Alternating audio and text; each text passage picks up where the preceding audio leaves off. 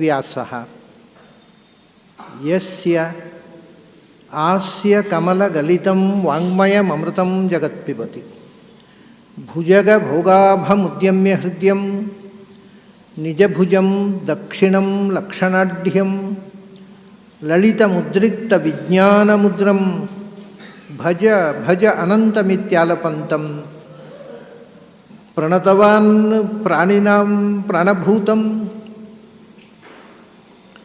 ಪ್ರಣತಿಭಿಃ ಪ್ರೀಣಯೇ ಪೂರ್ಣಬೋಧಂ ಭವದವೋಷ್ಣೇನ ತಾತಪ್ಯಮಾನಾನ್ ಭುವಿ ಪರಂ ನಾಥಮಪ್ರೇಕ್ಷಮಾಣಾನ್ ಭುವನಮಾನ್ಯೇನ ಚ ಅನ್ಯೇನ ದೋಷ್ಣಾ ಭವತು ಭೀರ್ಮಾ ಇತಿ ನ ಸಾಂತ್ವಯಂತಂ ಪ್ರಣತವಾನ್ ಪ್ರಾಣಿನಾಂ ಪ್ರಾಣಭೂತಂ ಪ್ರಣತಿಭಿಃ ಪ್ರೀಣಯೇ ಪೂರ್ಣಬೋಧಂ ನಾರಾಯಣಂ ಸುರಗುರುಂ ಜಗದೇಕನಾಥಂ ಭಕ್ತಪ್ರಿಯಂ ಸಕಲಲೋಕನಮಸ್ಕೃತಂಚ ತ್ರೈಗುಣ್ಯವರ್ಜಿತಮಜಂ ವಿಭುಮಾದ್ಯಮೀಶಂ ವಂದೇ ಭವಘ್ನಂ ಅಮರಾಸುರಸಿದ್ಧವಂದ್ಯಂ ನಾರಾಯಣಂ ನಮಸ್ಕೃತ್ಯ ನರಂ ಚೈವ ನರೋತ್ತಮಂ ದೇವೀಂ ಸರಸ್ವತೀಂ ವ್ಯಾಸಂ ತತೋ ಜಯಮುದೀರಯೇ. ನನ್ನ ಅಧ್ಯಾತ್ಮ ಬಂಧುಗಳೇ, ನಿನ್ನೆ ಕೆಲವರು ಮೊನ್ನೆ ಬಿಡುಗಡೆಯಾಯಿತಲ್ಲ ಆಚಾರ್ಯರ ಸರ್ವಮೂಲ ಗ್ರಂಥದ ಸುವರ್ಣ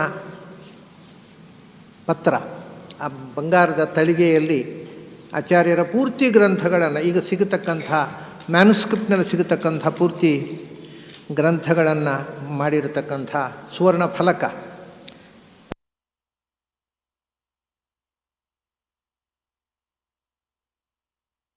ನಮಗೆ ಅದರ ವಿವರ ಬೇಕು, ಮಾಹಿತಿ ಬೇಕು ಅಂತ ನಿನ್ನೆ ಕೆಲವರು ಕೇಳಿದರಂತೆ.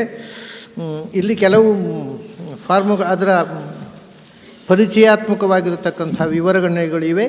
ಮತ್ತು ನೀವು ಕೊಂಡುಕೊಳ್ಳುವುದಾದರೆ ಅದನ್ನು ಯಾರಿಗೆ ಪತ್ರ ವ್ಯವಹಾರ ಮಾಡಬೇಕು ಅನ್ನೋ ಅಡ್ರೆಸ್ಸು, ವಿಳಾಸ ಇರತಕ್ಕಂಥ ಫಾರ್ಮು ಕೂಡ ಇದೆ. ಕೆಲವಿದೆ, ಇನ್ನೂ ಒಬ್ಬರಿಂದ ಒಬ್ಬರು ಅದನ್ನು ಇನ್ಫಾರ್ಮೇಷನ್ ಕಲೆಕ್ಟ್ ಮಾಡ್ಬೋದು. ಇನ್ನೂ ಬೇಕಿದ್ದರೆ ತರಿಸಿಕೊಡ್ತೀನಿ ನಾನು. ನನಗೆ ಇವತ್ತು ನನ್ನ ಕೈಗೆ ಎಷ್ಟು ಬಂತೋ ಅಷ್ಟು ಹಿಡ್ಕೊಂಡು ಬಂದಿದ್ದೇನೆ. ಅದನ್ನು ತಾವು ಹೋಗ್ತಾ ಅದನ್ನು ನೋಡಿ ಆಚಾರ್ಯರ ಆ ಫಲಕ ಬೇಕು ಅಂತ ಅನಿಸಿದರೆ, ನಿಮಗೆ ಮನೆಯಲ್ಲಿ ಪೂಜೆಗೆ ಇಟ್ಟು, ದೇವರ ಕೋಣೆಯಲ್ಲಿ ಪೂಜೆಗೆ ಇಟ್ಟು ಅದನ್ನು ಬಳಸಬೇಕು ಅಂತ ಅನಿಸಿದರೆ ಅದರಲ್ಲೇ ವಿಳಾಸ ಇದೆ. ಆ ವಿಳಾಸಕ್ಕೆ ನೀವು ತಿಳಿಸಬಹುದು. ಅದನ್ನು ಬುಕ್ ಮಾಡ್ತಕ್ಕಂಥ ಫಾರ್ಮು ಕೂಡ ಇದೆ, ಅದು ಬೇಕು ಅಂತಿದ್ದರೆ. ಇಲ್ಲ ನೀವು ಫೋನ್ ಮೂಲಕ ಕಾಂಟ್ಯಾಕ್ಟ್ ಮಾಡ್ಬೋದು, ವಿವರಗಳನ್ನು ಪಡೀಬಹುದು, ಅದನ್ನು ಬಳಸಿಕೊಳ್ಬೋದು. ಇಷ್ಟು ವಿಷಯ ತಮಗೆ ನಿವೇದಿಸಿ, ನೀವು ಈಗಿಂದೀಗ ಕೇಳಿದರೆ ಸಿಗೋಲ್ಲ ಅದು. ಯಾಕೆಂದರೆ ಅದು ಸಿಲಿಕನ್ ಪ್ರಿಂಟು ಟೆಕ್ನಾಲಜಿ ಅದು ಅಮೇರಿಕದಲ್ಲಿ ಮಾಡಿ ಬರಬೇಕು. ನೀವು ಆರ್ಡ್ರ್ ಮಾಡಿದ ಮೇಲೆ ಅಮೇರಿಕದಿಂದ ಬರುತ್ತೆ. ಅದನ್ನ ಟೇಕ್ಸ್ ಟೈಮ್. ನೀವು ಇವತ್ತೇ ಬೇಕು ಅಂದರೆ ಕಾಪಿ ಸಿಗೋಲ್ಲ. ಬಂದದ್ದೆಲ್ಲ ತೊಗೊಂಡ್ಬಿಟ್ಟಿದ್ದಾರೆ ಜನ. ಇಲ್ಲಿ ಈಗ ಅದು ಸ್ಟಾಕ್ ಇಲ್ಲ. ಅಮೇರಿಕದಕ್ಕೆ ಆರ್ಡ್ರ್ ಅದು ಅಲ್ಲಿಗೆ ಹೋಗಿ ಇಲ್ಲಿ ಬರುತ್ತೆ. ಬಂದ ತಕ್ಷಣ ನಿಮಗೆ ಕಾಪಿ ಸಿಗುತ್ತೆ. ಅದರ ಇಲ್ಲಾಂದರೆ ಅದರ ವಿವರಗಳು ಬೇಕು ಅಂದರೆ ಆ ಫೋನಿಗೆ ನೀವು ಅಲ್ಲಿ ಫೋನ್ ನಂಬರ್ ಇದೆ, ಆ ನಂಬರಿಗೆ ನೀವು ಫೋನ್ ಮಾಡಿ ಅದರ ಮಾಹಿತಿಯನ್ನು ಪಡಿಬಹುದು. ಅದು ತಾರಾ ಪ್ರಕಾಶನದ ಕಾರ್ಯಾಲಯ ವಿದ್ಯಾರಣ್ಯಪುರದಲ್ಲಿದೆ. ಅದರ ಫೋನ್ ನಂಬರ ತಾವು ಬಳಸ್ಕೊಳ್ಬೋದು. ಇಷ್ಟು ಮೊನ್ನೆ ಅದರ ವಿವರವನ್ನು ತಮಗೆ ಸೂಚಿಸಿ ಅದರ ನಂತರ ಗೀತೆಗೆ ಪ್ರವೇಶ ಮಾಡ್ತಾ ಇದ್ದೇನೆ. 15ನೇ ಅಧ್ಯಾಯದ ಮೊದಲನೆಯ ಶ್ಲೋಕದ 2 ಸಾಲುಗಳನ್ನು ನೋಡಿದ್ದೆವು. ನಮಗೆ ಊರ್ಧ್ವಮೂಲಂ ಅಧಃಶಾಖಂ ಅಶ್ವತ್ಥಂ ಪ್ರಾಹುರವ್ಯಯಂ. ಇದು ಅಂದರೆ ಉಪನಿಷತ್ತಿನ ಸಾರವೇ ಗೀತೆ ಅನ್ನೋದಕ್ಕೆ ಈ ಸಾಲೇ ಸಾಕ್ಷಿ. ಕಠೋಪನಿಷತ್ನಲ್ಲಿ ಇದನ್ನೇ ಊರ್ಧ್ವಮೂಲ ಅವಾಕ್ಷಾಖ ಏಷೋಶ್ವತ್ಥ ಸನಾತನಃ ಅಂತ. ಇಲ್ಲಿ ಇರುವಂಥದ್ದಕ್ಕೂ ಅಲ್ಲಿರುವಂಥ ವ್ಯತ್ಯಾಸ ಏನು ಅಂತಂದರೆ, ಇಲ್ಲಿ ಅವ್ಯಯ ಅಂತಿದೆ, ಅಲ್ಲಿ ಸನಾತನ ಅಂತಿದೆ. ಸನಾತನ ಅಂದರೆ ಸದಾತನ ಅಂತ ಅರ್ಥ, ಯಾವತ್ತೂ ಇರುವಂಥದ್ದು. ಆದರೆ ನಶ್ವರವಾಗಿ ಅಲ್ಲಿ ಅವ್ಯಯ ಅಂತ ಇಲ್ಲಿ ಹೇಳಿದರೆ ಅಲ್ಲಿ ಸನಾತನ ಅನ್ನೋ ಶಬ್ದವನ್ನು ಬಳಸಿದ್ದಾರೆ. ಇಲ್ಲಿ ಪ್ರಾಹು ಅಂತ ಹೇಳಿದ್ದಾರೆ, ಅಲ್ಲಿ ಆ ಶಬ್ದ ಇಲ್ಲ. ಉಪನಿಷತ್ನಲ್ಲಿ ಅಂಥ ಒಂದು ಅಶ್ವತ್ಥ ಇದೆ ಅಂತ ಜ್ಞಾನಿಗಳು ಹೇಳ್ತಾರೆ ಅಂತ ಕೃಷ್ಣ ಸೇರಿಸಿದ. ಇಲ್ಲಿ ಅದು ಹೇಳಿದ್ದು ಅಂದರೆ ಉಪನಿಷತ್ ಕಾಲದ ಋಷಿಗಳು ಹೇಳಿದ್ದಾರೆ ಅನ್ನೋದೇ ಅರ್ಥ ಆಯಿತು. ಅದರ ನಂತರ ಉಪನಿಷತ್ನಲ್ಲಿ ಬರೇ ಮರ ಅಂತ ಹೇಳಿದ್ದಾರೆ. ಅಲ್ಲಿ ಊರ್ಧ್ವ ಮೂಲ, ಅದರ ಬೇರು ಎಲ್ಲಿದೆ, ಅದರ ಟೊಂಗೆ ಟಿಸಿಲುಗಳು ಎಲ್ಲಿವೆ ಅಂತ ಹೇಳಿದ್ದಾರೆ. ಆದರೆ ಹೂ ಹಣ್ಣುಗಳ ಬಗ್ಗೆ ಏನೂ ಹೇಳಿಲ್ಲ. ಕೃಷ್ಣ ಅದರ ವಿವರಣೆ ಕೊಡ್ತಾನೆ. ಛಂದಾಂಸಿ ಯಸ್ಯ ಪರ್ಣಾನಿ ಯಸ್ತಂ ವೇದ ಸವೇದವಿತ್ ಅಂತ. ಈ ಮರದ ಎಲೆಗಳು ಯಾವುದು ಅಂದರೆ, ಮರದ ಎಲೆಗಳು ವೇದಗಳು. ಈಗ ಪ್ರಪಂಚಕ್ಕೆ ಎರಡು ಮುಖ, ಒಂದು ನಾಮಾತ್ಮಕ ಪ್ರಪಂಚ, ಇನ್ನೊಂದು ರೂಪಾತ್ಮಕ ಪ್ರಪಂಚ. ಅಂದರೆ ನೇಮ್ ಆ್ಯಂಡ್ ಫಾರ್ಮ್. ವಿಶ್ವ ಅಂತಂದರೆ ಒಂದು ಆಕಾರ, ಒಂದು ವಸ್ತು, ಆ ವಸ್ತುವಿಗೊಂದು ಹೆಸರು, ವಸ್ತುವಿಗೊಂದು ಆಕಾರ, ಆ ಆಕಾರಕ್ಕೊಂದು ಹೆಸರು, ಹೆಸರು ಆಕಾರಕ್ಕೆ, ವಸ್ತುವಿಗೆಲ್ಲ. ಈ ಎರಡು ಮುಖವಾಗಿ ಸೃಷ್ಟಿಯಾಗತ್ತೆ, ನೇಮ್ ಆ್ಯಂಡ್ ಫಾರ್ಮ್. ನಾಮರೂಪೇ ವ್ಯಾಕರವಾಣಿ, ನಾಮ ಮತ್ತು ರೂಪಗಳನ್ನು, ಅಂದರೆ ನಾಮಾತ್ಮಕ ಪ್ರಪಂಚ, ರೂಪಾತ್ಮಕ ಪ್ರಪಂಚ. ಅದರಲ್ಲಿ ರೂಪಾತ್ಮಕ ಪ್ರಪಂಚ ಎಲ್ಲ ಮರದ ಟೊಂಗೆಗಳು, ಟಿಸಿಲುಗಳು ಅಂತ ಹೇಳಿದ್ರು. ಅದರ ಎಲೆ ನಾಮಾತ್ಮಕ ಪ್ರಪಂಚ, ಅದರ ಎಲೆ ಛಂದಾಂಸಿ. ಮೊಟ್ಟ ಮೊದಲು ನಾಮಾತ್ಮಕ ಪ್ರಪಂಚದಲ್ಲಿ ಸೃಷ್ಟಿಯಾದದ್ದು ವೇದಗಳು. ಈ ವಸ್ತುಗಳಿಗೆ ಹೆಸರು ಕೊಟ್ಟದ್ದು ವೈದಿಕ ಶಬ್ದಗಳಿಂದಲೇ. ವೇದ ಶಬ್ದೇಭ್ಯ ಏವಾದವು ನಾಮಾನಿ ನಿರ್ಮಮೆ ಅಂತ ಹೆಸರು ಕೊಟ್ಟದ್ದು ವೇದಗಳಲ್ಲಿ ಏನು ಶಬ್ದ ಇದೆ, ಮೂಲತಃ ಆ ಎಲ್ಲ ಶಬ್ದಗಳು ಭಗವಂತನ ನಾಮ. ಅದನ್ನು ಲೋಕದಕ್ಕೆ ಬಳಸಿದರು. ಅದರಿಂದ ಎಲ್ಲ ಶಬ್ದಗಳ ಸೃಷ್ಟಿಯಾಯಿತಲ್ಲ ಮೊದಲು, ಆ ಶಬ್ದಗಳೇ ಛಂದಸ್ಸು, ವೇದ ಮಂತ್ರಗಳು, ವಾಂಗ್ಮಯ, ಅದೇ ಈ ಮರದ ಎಲೆಗಳು ಅಂತ ಕೃಷ್ಣ. ಇದು ಉಪನಿಷತ್ನಲ್ಲಿಲ್ಲ ಈ ಮಾತು. ಕೃಷ್ಣ ಹೊಸದಾಗಿ ಅದಕ್ಕೊಂದು ಹೊಸ ಎಲೆಗಳು ಯಾವುದು, ಯಾಕೆ? ತುಂಬ ಸೊಗಸಾದ ಮಾತಿದು. ಮೇಲು ನೋಟಕ್ಕೆ ಒಂದು ಯಾಕೆ ಎಲೆಗಳೇ ವೇದಗಳು ಅಂತಂದರೆ, ಒಂದು ಮರದಲ್ಲಿ ಎಲೆಗಳು ಮೂಡಿತವು ಅಂತ ಇಟ್ಟುಕೊಳ್ಳಿ, ಎಲೆಗಳು ಹುಟ್ಟದೆ ಹಣ್ಣು ಬರುವುದಿಲ್ಲ. ಹಣ್ಣು ಬಿಡುವುದು ಮೊದಲು ಎಲೆ, ಆಮೇಲೆ ಹೂ ಬಿಡುತ್ತೆ, ಆಮೇಲೆ ಹಣ್ಣು. ಅಂದರೆ ಅದು ಹಣ್ಣು ಕೊಡುವ ಮೊದಲು ಫಲಪ್ರದವಾದಂಥ ಸಂಗತಿ ಯಾವುದಂದ್ರೆ ಎಲೆಗಳು. ಬೋಳು ಮರದಲ್ಲಿ ಹಣ್ಣಾಗುವುದಿಲ್ಲ, ಅದನ್ನ ಮೊದಲು ಎಲೆ ಆಗುತ್ತೆ, ಎಲೆಯ ನಂತರ ಹೂ ಬಿಡುತ್ತೆ, ಹಣ್ಣು ಕೊಡುತ್ತೆ. ಹಾಗಾಗಿ ಫಲಪ್ರದತ್ವ ಇರುವಂಥದ್ದು ಎಲೆಗೆ. ವೇದಗಳು ನಮಗೆ ಅಧ್ಯಾತ್ಮದ ಸಾಧನೆಯ ಫಲವನ್ನು ಕೊಡತಕ್ಕವು ವೇದಗಳು. ವೇದಗಳಿಂದ ಫಲ, ಮರದಲ್ಲಿ ಎಲೆಗಳಿಂದ ಫಲ. ಅದಕ್ಕೋಸ್ಕರ ಮರಗಳನ್ನು ವಿಶ್ವಕ್ಕೆ ಹೋಲಿಸಿದರೆ ವೇದಗಳನ್ನು ಅದರ ಎಲೆಗಳಿಗೆ ಹೋಲಿಸಿ ಹೇಳಿದ ಕೃಷ್ಣ. ಇನ್ನೊಂದು ವಿಷಯ ಇದೆ ಇದರಲ್ಲಿ. ಏನು ಅಂದರೆ, ಪ್ರಳಯ ಕಾಲದಲ್ಲಿ ಮರ ನಾಶ ಆಗತ್ತೆ ಅಲ್ವಾ, ಅದರ ಎಲೆ ನಾಶ ಆಗೋಲ್ಲ. ಯಾಕೆಂದರೆ ವೇದಗಳು, ಎಲೆ ನಾಶ ಆಗೋಲ್ಲ. ಆದ್ದರಿಂದಲೇ ಭಗವಂತ ಪ್ರಳಯ ಕಾಲದಲ್ಲಿ ಆಲದ ಎಲೆಯ ಮೇಲೆ ಮಲಗಿರ್ತಾನೆ. ಎಲ್ಲ ಪ್ರಳಯದಲ್ಲಿ ಸರ್ವನಾಶ ಆದಾಗ ಒಂದು ಎಲೆ ಎಲ್ಲಿಂದ ಬಂತು? ಅದಕ್ಕೆ ಕೃಷ್ಣ ಉತ್ತರ ಕೊಟ್ಟ. ಎಲ್ಲ ಜಗತ್ತು ನಾಶ ಆದಾಗ ಎಲೆ ಮಾತ್ರ ಇತ್ತಂತೆ, ಆ ಎಲೆಯ ಮೇಲೆ ಭಗವಂತ ಮಲಗಿದ್ದ ಅಂತ. ಇವಾಗ ಈ ಮಾತು ಅರ್ಥ ಆಗೋದು ಗೀತೆ ಅರ್ಥ ಆದರೆ. ಇರದೇ ಇದ್ದರೆ ಆಲದ ಎಲೆಯ ಮೇಲೆ ಮಲಗಿದ ಶಿಶುವೇ ಅಂದರೆ ಅದೆಲ್ಲ ಪ್ರಶ್ನೆ ಮಾಡಬಾರ್ದು. ಭಗವಂತನ ಅಚಿಂತ್ಯ ಮಹಿಮೆ. ಒಂದು ಆಲದ ಎಲೆ ನಾಶವಾಗದೇ ಇತ್ತು, ಅದೆಲ್ಲ ಮಲಗಿದ್ದ ಅಷ್ಟೇ. ಅದನ್ನು ಪ್ರಶ್ನೆ ಯೋಚನೆ ಮಾಡಿಬಿಡ ಅಂತ ಬೈದು ಕಳಿಸ್ಬಿಡ್ತಾರೆ ಯಾರಾದ್ರು ಕೇಳಿದರೆ. ಆದರೆ ನಮ್ಮ ಪ್ರಶ್ನೆಗೆ ಕೃಷ್ಣ ಉತ್ತರ ಕೊಟ್ಬಿಡ್ತಾನೆ. ವೇದ ಅಂತಂದ ಮೇಲೆ ಅದು ಅಪೌರುಷೇಯ ಅಲ್ವಾ, ಅದನ್ನು ನಿತ್ಯ ಅಲ್ವಾ. ಆದ್ದರಿಂದ ಪ್ರಳಯ ಕಾಲದಲ್ಲಿ ನಾಶ ಇಲ್ಲ ಅದಕ್ಕೆ. ಆ ಕಾರಣದಿಂದಲೂ ವೇದಗಳನ್ನು ಎಲೆ ಅಂತ ಹೇಳಿದ್ರು. ಪ್ರಳಯ ಕಾಲದಲ್ಲಿ ನಾಶ ಇಲ್ಲ, ಎಲೆ ಉಳಿಯಿತು. ಆ ಎಲೆಯಲ್ಲಿ ಭಗವಂತ ಮಲಗಿದ ಅಂದರೆ ಏನರ್ಥ? ವಾಚ್ಯನಾಗಿ ಮಲಗಿದ. ಆವಾಗ ಈಗ ಒಂದು ಹೊಸ ಸಂಗತಿ ಬಂತು. ಏನು ಅಂದರೆ, ವೇದಗಳು ಇವೆ ಅಲ್ಲ ಪ್ರಳಯ ಕಾಲದಲ್ಲಿ. ಅದು ಯಾವ ವಸ್ತು ಇಲ್ಲವಲ್ಲ, ವೇದದಲ್ಲಿ ಹೇಳಿದ ಯಾವ ವಸ್ತು ಇಲ್ಲಲ್ಲ. ಅರ್ಥ ಏನು ವೇದಕ್ಕೆ ಅಂತ? ಅಗ್ನಿವೀಣೆ ಪುರೋಹಿತಂ, ಅಗ್ನಿ ಇಲ್ಲ, ಪುರೋಹಿತರು ಇಲ್ಲ ಪ್ರಳಯ ಕಾಲದಲ್ಲಿ. ಈ ಮಂತ್ರಕ್ಕೆ ಅರ್ಥ ಮಾಡೋದು ಹೇಗೆ? ಅರ್ಥ ಹಚ್ಚುವುದು ಹೇಗೆ? ಯಜ್ಞಸ್ಯ ದೇವಂ ಋತ್ವಿಜಂ, ಋತ್ವಿಕಗಳು ಇಲ್ಲ, ಯಜ್ಞವೂ ಇಲ್ಲ. ನೀವು ವೇದದಲ್ಲಿ ವಾಯಾಹಿ ದರ್ಶತ ಇಮೇ ಸೋಮ ಅಲಂಕೃತಾಹ ವಾಯು. ಪ್ರಳಯ ಕಾಲದಲ್ಲಿ ಪಂಚಭೂತಗಳಲ್ಲಿ ವಾಯುವೂ ಇಲ್ಲ, ಸೋಮರಸವೂ ಇಲ್ಲ, ಸೋಮರಸ ಆಹುತಿ ಕೊಡುವವನೂ ಇಲ್ಲ, ಏನೂ ಇಲ್ಲ. ಎಲ್ಲ ಮಂತ್ರಗಳು ಸೃಷ್ಟಿಯಾದ ನಂತರ ಏನಿದೆ ಅದರ ಬಗ್ಗೆ ಹೇಳ್ತಾವೆ. ಪ್ರಳಯ ಕಾಲದಲ್ಲಿ ಉಳಿ ಅರ್ಥ ಏನು ಅಂತ. ಈಗ ನಮಗೆ ಪ್ರಳಯ ಕಾಲದಲ್ಲಿ ಒಂದೋ ವೇದ ನಿರರ್ಥಕ ಅಂತ ಹೇಳಬೇಕು, ಎರಡೇ ದಾರಿ. ಇಲ್ಲ ಅಂದರೆ ಅದಕ್ಕೆ ಏನು ಅರ್ಥ ಅಂತ ಹೇಳಬೇಕು. ನಾವು ಇರೋದು ಒಂದೇ ವಸ್ತು ಭಗವಂತ. ಅದರಿಂದ ಪ್ರಳಯ ಕಾಲದಲ್ಲಿ ವೇದಕ್ಕೆ ಏನರ್ಥ? ಭಗವಂತ ಒಬ್ಬನೇ ಅರ್ಥ, ಇನ್ಯಾವುದೂ ಅರ್ಥ ಇರೋದೇ ಇಲ್ಲ. ಹಾಗಾದರೆ ಪ್ರಪಂಚದಲ್ಲಿರುವ ಸರ್ವ ಶಬ್ದಗಳು ಅಥವಾ ಸಮಸ್ತ ವೇದವು ಭಗವಂತನ ನಾಮ ಅನ್ನುವುದು ನಿಮಗೆ ಅರ್ಥ ಆಗಬೇಕಾಗಿದೆ. ಕೃಷ್ಣನ ಈ ಮಾತು ಅರ್ಥ ಆಗಬೇಕು. ಪ್ರಳಯ ಕಾಲದಲ್ಲಿ ವೇದಕ್ಕೆ ಬೇರೆ ಯಾವ ಅರ್ಥ ಹೇಳಲಿಕ್ಕೆ ಬರೋದಿಲ್ಲ, ಯಾವ ವಸ್ತುವೂ ಇಲ್ಲ ಅವಾಗ. ಆದ್ದರಿಂದ ನಾಮಾನಿ ಸರ್ವಾಣಿ ಯಮಾವಿಶಂತಿ ತಂ ವೈ ವಿಷ್ಣುಂ ಪರಮ ಮುದಾಹರಂತಿ. ಎಲ್ಲ ನಾಮಗಳು ಎಲ್ಲ ಶಬ್ದಗಳು ಯಾರನ್ನು ಹೇಳ್ತಾವೆ? ಭಗವಂತನನ್ನೇ ಹೇಳ್ತಾವೆ. ಆವಾಗ ಬರೀ ಅದಕ್ಕೆ ನೋಡಿ ವಿಷ್ಣು ಅಂತ. ವಿಷ್ಣು ಅಂದರೆ ಏನು ಗೊತ್ತಾ? ವಿಶಂತಿ ನಾಮಾನಿ ಅತ್ರೇತಿ ವಿಷ್ಣು ಅಂತ. ಎಲ್ಲ ನಾಮಗಳು ಯಾರಲ್ಲಿ ಪ್ರವೇಶ ಮಾಡ್ತಾವೋ ಅವನು ವಿಷ್ಣು ಅಂತ. ಸರ್ವಶಬ್ದ ವಾಚ್ಯ ಅಂತ ಅರ್ಥ. ಯಾರು ವಿಷ್ಣುವೋ ಅವನು ಸರ್ವಶಬ್ದ ವಾಚ್ಯ ಆಗಿರಲೇಬೇಕು. ಯಾಕೆಂದರೆ ಆ ಶಬ್ದವೇ ಅರ್ಥವನ್ನು ಹೇಳುತ್ತೆ. ವಿಶಂತಿ ಸರ್ವಾಣಿ ನಾಮಾನಿ ಅತ್ರ. ಅಲ್ಲ ನೀವು ಮಾಡಿದ ಅಲ್ಲಿ ನಾಮ ಅಂತ ಇಲ್ಲ, ಬರೀ ವಿಷ್ಣು ಅಂತ ಅಲ್ಲ. ನಾಮಾನಿ ಸರ್ವಾಣಿ ಯಮಾವಿಶಂತಿ ವೇದದಲ್ಲೇ ಹೇಳಿದ್ದಾರೆ.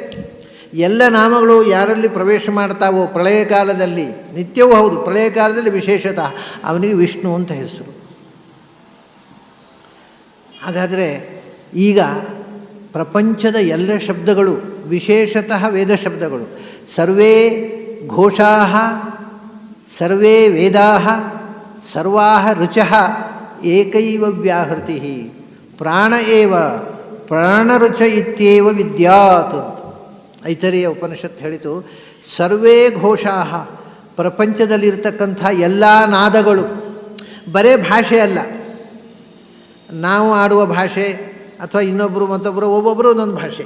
ಪ್ರಪಂಚದಲ್ಲಿ ಮನುಷ್ಯರಾಡುವ ಎಲ್ಲ ಭಾಷೆಯ ಎಲ್ಲ ಶಬ್ದಗಳು ಅಷ್ಟೇ ಅಲ್ಲ.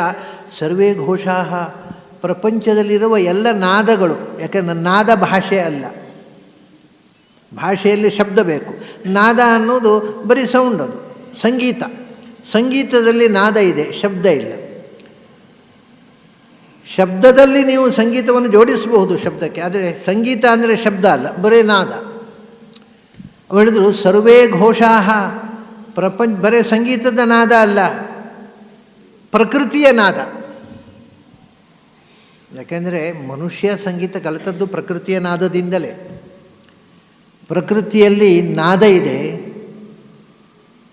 ಆ ನಾದದಲ್ಲಿ ಒಂದು ಶ್ರುತಿ ಇದೆ ಮತ್ತು ಅದರಲ್ಲಿ ಒಂದು ಲಯ ಇದೆ. ಇದನ್ನು ನಾವು ಯಾಕೆ ಕಲಿಬಾರದು ಅಂತ ಮನುಷ್ಯನಿಗೆ ತೋಚಿತು, ಸಂಗೀತ ಹುಟ್ಟಿತು. ನೋಡಿ, ನೀವು ಗಾಳಿ ಬೀಸುವುದು, ನದಿ ಹರಿಯುವುದು. ನದಿ ಹರಿತಾ ಇರುವಾಗ ಅದರಲ್ಲಿ ಒಂದು ಲಯಬದ್ಧವಾದಂಥ ನಾದ ಇದೆ. ನೀವು ಅದನ್ನು ಜುಳು ಜುಳು ಹರಿಯಿತು ಅಂತ, ಅಂದರೆ ಜುಳು ಜುಳು ಜುಳು ಜುಳು ಜುಳು ಜುಳು ಅಂತ ಅಂದುಕೊಂಡು ಅದರಲ್ಲಿ ಒಂದು ಲಯ ಇದೆ, ಒಂದು ನಾದ ಇದೆ. ಯಾವುದರಾದರೂ ಅಷ್ಟೇ, ಗಾಳಿ ಬೀಸುವುದು, ಸಮುದ್ರದ ಮೊರೆತ, ಅದರಲ್ಲಿ ಒಂದು ಲಯಬದ್ಧವಾದ ನಾದ ಇದೆ. ಪ್ರಪಂಚದಲ್ಲಿ ನೀವು ಯಾವ ವಸ್ತುವನ್ನು ನೋಡಿ, ಅದರಲ್ಲಿ ಲಯಬದ್ಧವಾದ ನಾದ ಇದೆ. ಆಮೇಲೆ ಪ್ರಾಣಿಗಳನ್ನು ನೋಡಿ, ಅದು ನಾದವೇ, ಭಾಷೆ ಅಲ್ಲ. ಪಕ್ಷಿಗಳನ್ನು ನೋಡಿ, ಏನು ಚಂದ ಸಂಗೀತ ಹಾಡ್ತಾವೆ ರೀ. ಶ್ರುತಿ ಪೆಟ್ಟಿಗೆ ಇಲ್ಲ, ತೊಡೆ ತಟ್ಟಲಿಕ್ಕಿಲ್ಲ, 10 ವರ್ಷ ರಿಹರ್ಸಲ್ ಮಾಡಿ ಅಪಸ್ವರ ಹೊರಡಿಸ್ಲಿಕ್ಕಿಲ್ಲ, ಬಾಯಿ ಬಿಟ್ಟರೆ ಸುಸ್ವರ. ನೀವು ಕೋಗಿಲೆ ಆಗಲಿ, ಒಂದು ಹಕ್ಕಿ, ಯಾವುದೇ ಹಕ್ಕಿ ಬೆಳಗಾತ 4:15 ಗಂಟೆಗೆ, ನಮಗೆ ಗಡಿಯಾರ ಅಲಾರ್ಮ್ ಇಟ್ಟರೂ ಎಚ್ಚರ ಆಗೋಲ್ಲ, ಕರೆಕ್ಟು 4:15 ಗಂಟೆಗೆ ಪ್ರಾತಃಸ್ತೋತ್ರ ಶುರು ಮಾಡಿಬಿಡ್ತಾರೆ. ಯಾರು ಹೇಳಿಕೊಟ್ರು ಪ್ರಾತಃಸ್ತೋತ್ರ ಅವುಗಳಿಗೆ? ಎಲ್ಲಿಯೂ ಅಪಸ್ವರ ಬರೋಲ್ಲ, ಎಲ್ಲಿಯೂ ಸಾಪಾಸ ತೊಡೆ ತಟ್ಟಿ ಕಲಿತದ್ದೇ ಇಲ್ಲ ಗುರುಗಳ ಹತ್ರ. ಕಲಿತವರಿಗೆ ಶ್ರುತಿ ಪೆಟ್ಟಿಗೆ ಇಟ್ಟು ಶ್ರುತಿ ತಪ್ಪಿ ಹೋಗೋದು. ಎಂಥ ಸಂಗೀತಗಾರನಾದರೂ ಎಲ್ಲ ಒಂದು ಕಡೆ ಶ್ರುತಿ ತಪ್ಪಿ ಬಿಡುತ್ತೆ, ಕೇಳೋದಿಲ್ಲ. ನಮ್ಮ ಮನಸ್ಸಲ್ಲಿ ಶ್ರುತಿ ಇದೆ, ಬಾಯಿ ಹೇಳುವಾಗ ತಪ್ಪಿ ಹೋಗುತ್ತೆ, ಶ್ರುತಿ ತಪ್ಪಿ ಹೋಗುತ್ತೆ. ಆದರೆ ಯಾವುದಾದರೂ ಪಕ್ಷಿಯ ನಾದದಲ್ಲಿ ಶ್ರುತಿ ಅಪಶ್ರುತಿ ಬಂದದ್ದುಂಟ? ಅದೆಲ್ಲವೂ ಕೂಡ ನೀವು ಇವತ್ತು ಶಬ್ದಗಳನ್ನು ಮಾತ್ರ ಅರ್ಥ ಇರುವಂಥ ಭಾಷೆ ಅಂತ ತಿಳ್ಕೋಬೇಡಿ. ಸೌಂಡ್ ಹ್ಯಾಸ್ ಮೀನಿಂಗ್ ಅಂತ. ಸರ್ವೇ ಘೋಷಾ ಅಲ್ವಾ? ನಿಜವಾಗಿ ಆದರೂ ಮೀನಿಂಗ್ ಇರುವುದು ನಾದದಲ್ಲಿಯೇ ಅಲ್ವಾ? ನಾನು ಇದನ್ನು ಅನೇಕ ಬಾರಿ ವಿವರಿಸಿದ್ದೇನೆ, ಮತ್ತು ಇವತ್ತು ಆ ಪ್ರಸಂಗ ಬಂತು ಅದನ್ನು ಸ್ವಲ್ಪ ಮಟ್ಟಿಗೆ ವಿವರಿಸ್ತೀನಿ. ನಾವು ಮಾತಾಡುವಾಗಲೂ ಅಷ್ಟೇ ಅಲ್ವಾ, ಮಾತಿಗೆ ಒಂದು ನಾದದಿಂದ ಅಲ್ವ ಅರ್ಥ ಕೊಡೋದು.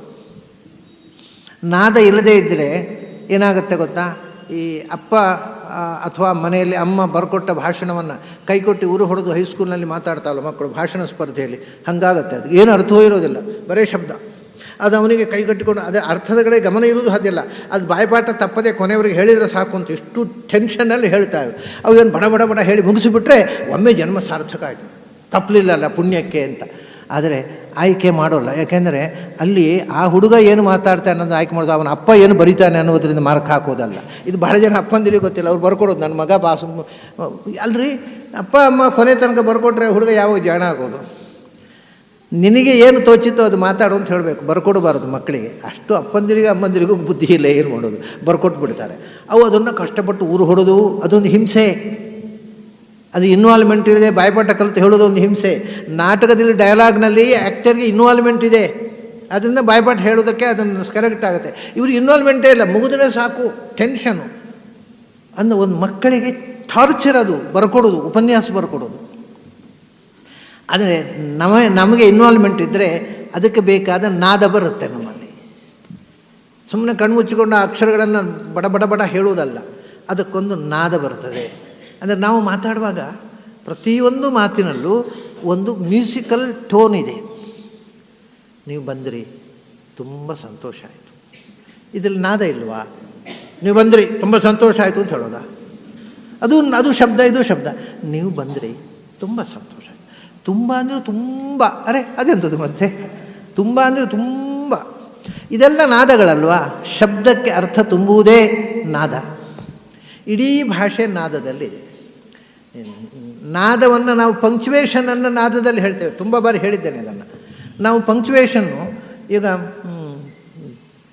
ಬೇರೆ ಕಡೆ ಆದರೆ ನೀವು ಬಂದದ್ದು ನಮಗೆ ತುಂಬ ಸಂತೋಷ ಆಯಿತು, ಫುಲ್ ಸ್ಟಾಪ್ ಅಂತ ಹೇಳಬೇಕು. ಅಲ್ಲಿ ಒಂದು ಫುಲ್ ಸ್ಟಾಪ್ ಇದೆ. ಮಾತಾಡುವಾಗ ನೀವು ಬಂದದ್ದು ನಮ್ಗೆ ಭಾರೀ ಖುಷಿ ಆಯಿತು, ಫುಲ್ ಸ್ಟಾಪ್ ಬೇಡ, ಹೇಳೋದು ಬೇಡ. ನೀವು ಬಂದದ್ದು ನಮ್ಗೆ ಭಾರೀ ಖುಷಿ ಆಯಿತು, ಆ ಧ್ವನಿಯಲ್ಲೇ ಫುಲ್ ಸ್ಟಾಪ್ ಇದೆ, ಬೇಕಾಗಿಲ್ಲ. ಹಾಗೆ ಫುಲ್ ಸ್ಟಾಪು, ಕಾಮ, ಕಾಲನ್ನು ಇವೆಲ್ಲ ಎಕ್ಸ್ಕ್ಲಮೇಷನ್ನು, ಇವು ಯಾವ ಪಂಕ್ಚುವೇಷನ್, ಕ್ವೆಶ್ಚನ್ ಮಾರ್ಕು, ಇದು ಯಾವುದೂ ಕೂಡ ಮಾತಾಡುವಾಗ ನಾವು ಹೇಳಬೇಕಾಗಿಲ್ಲ, ಧ್ವನಿಯಲ್ಲಿ ಗೊತ್ತಾಗುತ್ತೆ. ಪುಸ್ತಕದಲ್ಲಿ ಧ್ವನಿ ಇಲ್ಲ, ಅದರಿಂದ ಪಂಕ್ಚುವೇಷನ್ ಹಾಕ್ತೀವಿ. ನಾನು ಯಾವಾಗಲೂ ಕುಮಟಾದ ಕಡೆಯ ಕನ್ನಡ ಅದಕ್ಕೆ ಉದಾಹರಣೆ ಕೊಡ್ತೇನೆ. ನಮ್ಮಲ್ಲಿ ಅವರು ನಿಮ್ಗೆ ಊಟ ಆಯಿತು ಅಂತಾರೆ. ಹೌದು, ಊಟ ಆಯಿತು. ಅರೆ, ಪ್ರಶ್ನೆಯೂ ಒಂದೇ, ಉತ್ತರವೂ ಒಂದೇ, ಅದರ ಆ್ಯಕ್ಸೆಂಟ್ ಬೇರೆ. ನಿಮ್ಗೆ ಊಟ ಆಯಿತು, ಓ ಕೇಳಿದ ಕೂಡಲೇ ಗೊತ್ತಾಯಿತು ಪ್ರಶ್ನೆ ಅಂತ. ನಿಮಗೆ ಊಟ ಆಯಿತು, ಪ್ರಶ್ನೆ ಚಿಹ್ನೆ ಅಂತ ಹೇಳೋದು ಬೇಡ. ನಮಗೆ ಊಟ ಆಯಿತು, ಫುಲ್ ಸ್ಟಾಪ್ ಅಂತ ಹೇಳೋದು ಬೇಡ, ಊಟ ಆಯಿತು. ಸೊ ಪಂಕ್ಚುವೇಷನ್ ನನ್ನ ಕೆಲಸವನ್ನು ನಮ್ಮಲ್ಲಿ ಅದು ನಾದ ಮಾಡುತ್ತೆ. ಇಡೀ ಭಾಷೆ ನಾದದಿಂದ ಅದಕ್ಕೆ ಒಂದು ಹೊಸ ಅರ್ಥ ಬರುತ್ತೆ.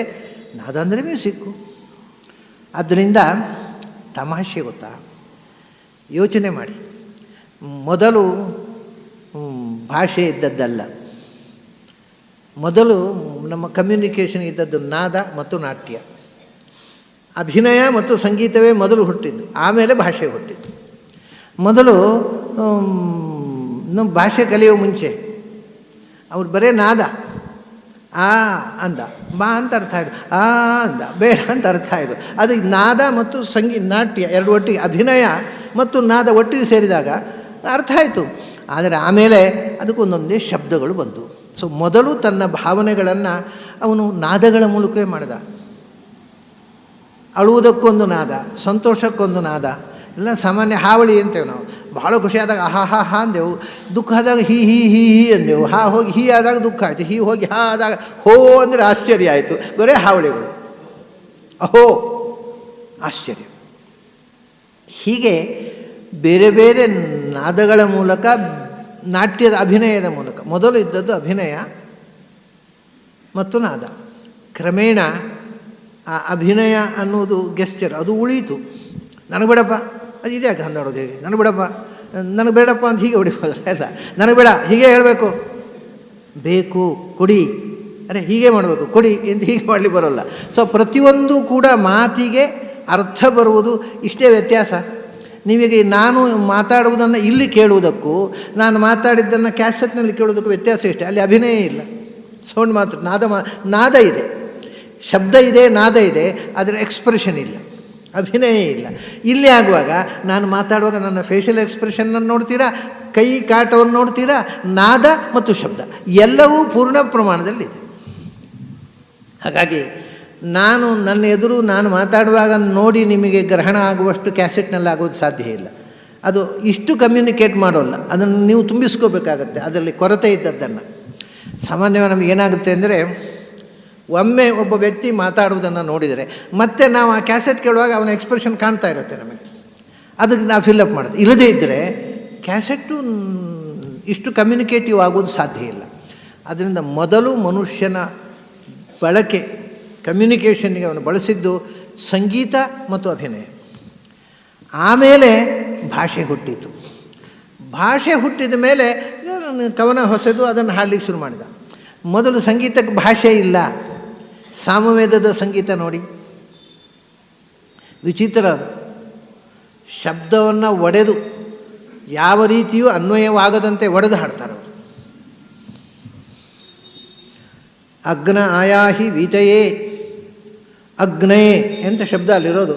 ಅಗ್ನೇ ಅನ್ನೋದಲ್ಲ, ಓ ಜ್ಞಾಯಿ ಅಂತಾರೆ. ಆ ಅನ್ನೋದು ಓ ಆಯಿತು, ಜ್ಞೇ ಹೋಗಿ ಜ್ಞ ಮತ್ತು ಈ ಆಯಿತು. ಓ ಜ್ಞಾಯಿ ಅಂದರೆ ಏನು? ಭಾಷೆ ಇದೆ, ಏನು ಅರ್ಥ ಇಲ್ಲ, ಸಂಗೀತ ಅದು. ಕೃಷ್ಣ ಹೇಳಿದ ವೇದಾನಾಂ ಸಾಮವೇದೋಸ್ಮಿ, ನನಗೆ ನಾದದ ಮೂಲಕ ಕಮ್ಯುನಿಕೇಟ್ ಮಾಡೋದು ಇಷ್ಟ, ಶಬ್ದದ ಮೂಲಕ ಅಲ್ಲ. ಅದಕ್ಕೆ ಅವನು ಕೊಳಲು ಹಿಡಿದು ಮಾತಾಡಿದ. ಆಮೇಲೆ ವೀತಯೇ ಅಂತಿದೆ, ವೀತಯೇ ಹೇಳಲ್ಲ ಅವರು, ವಾ ಈತ ಯಾ ಈ ಅಂತಾರೆ. ವಿ ಅನ್ನೋದು ವಾ ಈ ಆಯಿತು, ಎ ಅನ್ನೋದು ಯಾ ಈ ಆಯಿತು. ಆಮೇಲೆ ನಿಹೋತ ಸತ್ಸಿ ಬರ್ಹಿಷಿ ಅಂತುಂಟು. ನಿಹೋತ ನಿಹೋತ ಸತ್ಸಿ ಬರ್ಹಿಷಿ ಅಂತ 3 ಶಬ್ದ. ನಿಹೋತ ಅನ್ನೋದಿಲ್ಲ ಅವರು, ಸತ್ಸಿಯಲ್ಲಿ ಸ ಇತ್ಲಾ ತಗೋತಾರೆ, ಸಿ ಆಚೆಗೆ. ಸತ್ಸಿಯಲ್ಲಿ ಸ್ಪ್ಲಿಟ್ ತುಂಡು ಮಾಡಿ ನಿಹೋತ ಸ, ನಿಹೋತ ಸ ಅನ್ನೋದಿಲ್ಲ. ನಾ ಈ ಹೋತ ಸ ಅಂತಾರೆ, ನಾಯಿ ಹೋತ ಸ ಅಂತಾರೆ. ಆಮೇಲೆ ಸಿ ಬರ್ಹಿಷಿ, ಇದು ಸಾಮವೇದ. ಏನು ಶಬ್ದವೋ ಅದನ್ನು ತುಂಡು ಮಾಡಿ ಯದ್ವಾ ತದ್ವಾ ಮಾಡಿ ಹಾಡ್ತಾರೆ. ಯಾಕೆಂದರೆ ಶಬ್ದದ ಮೂಲಕ ಆಗುವ ಅರ್ಥ ಒಂದು, ಶಬ್ದಾತೀತವಾದ ನಾದದ ಮೂಲಕ ಆಗುವ ಅರ್ಥ ಇನ್ನೊಂದು. ಅದು ಶಬ್ದಾತೀತವಾದ ಅನುಸಂಧಾನಕ್ಕೆ ನಮ್ಮನ್ನು ಸಾಮವೇದ ಕೊಂಡು ಹೋಗುತ್ತೆ. ಇನ್ನು ಯಾವ ವೇದವೂ ಕೊಂಡು ಹೋಗಲ್ಲ. ಅದಕ್ಕೆ ವೇದದಲ್ಲಿ ಸಾಮವೇದ ಮುಖ್ಯ ಆಗುತ್ತೆ. ಶಬ್ದದ ಮೂಲಕ ಒಂದು ಉಂಟಲ್ಲ, ಅದು ಶಬ್ದಾತೀತವಾದಂಥ ಅನುಸಂಧಾನ. ಅದನ್ನು ಅಕಾರ ಉಕಾರ ಮಕಾರ ನಾದ ಅಂತ. ಈ ನಾದವಾಚ್ಯವಾಗಿರತಕ್ಕಂಥ ಭಗವಂತನ ರೂಪ ಯಾವುದು ಗೊತ್ತುಂಟಾ? ವರಾಹ ರೂಪ.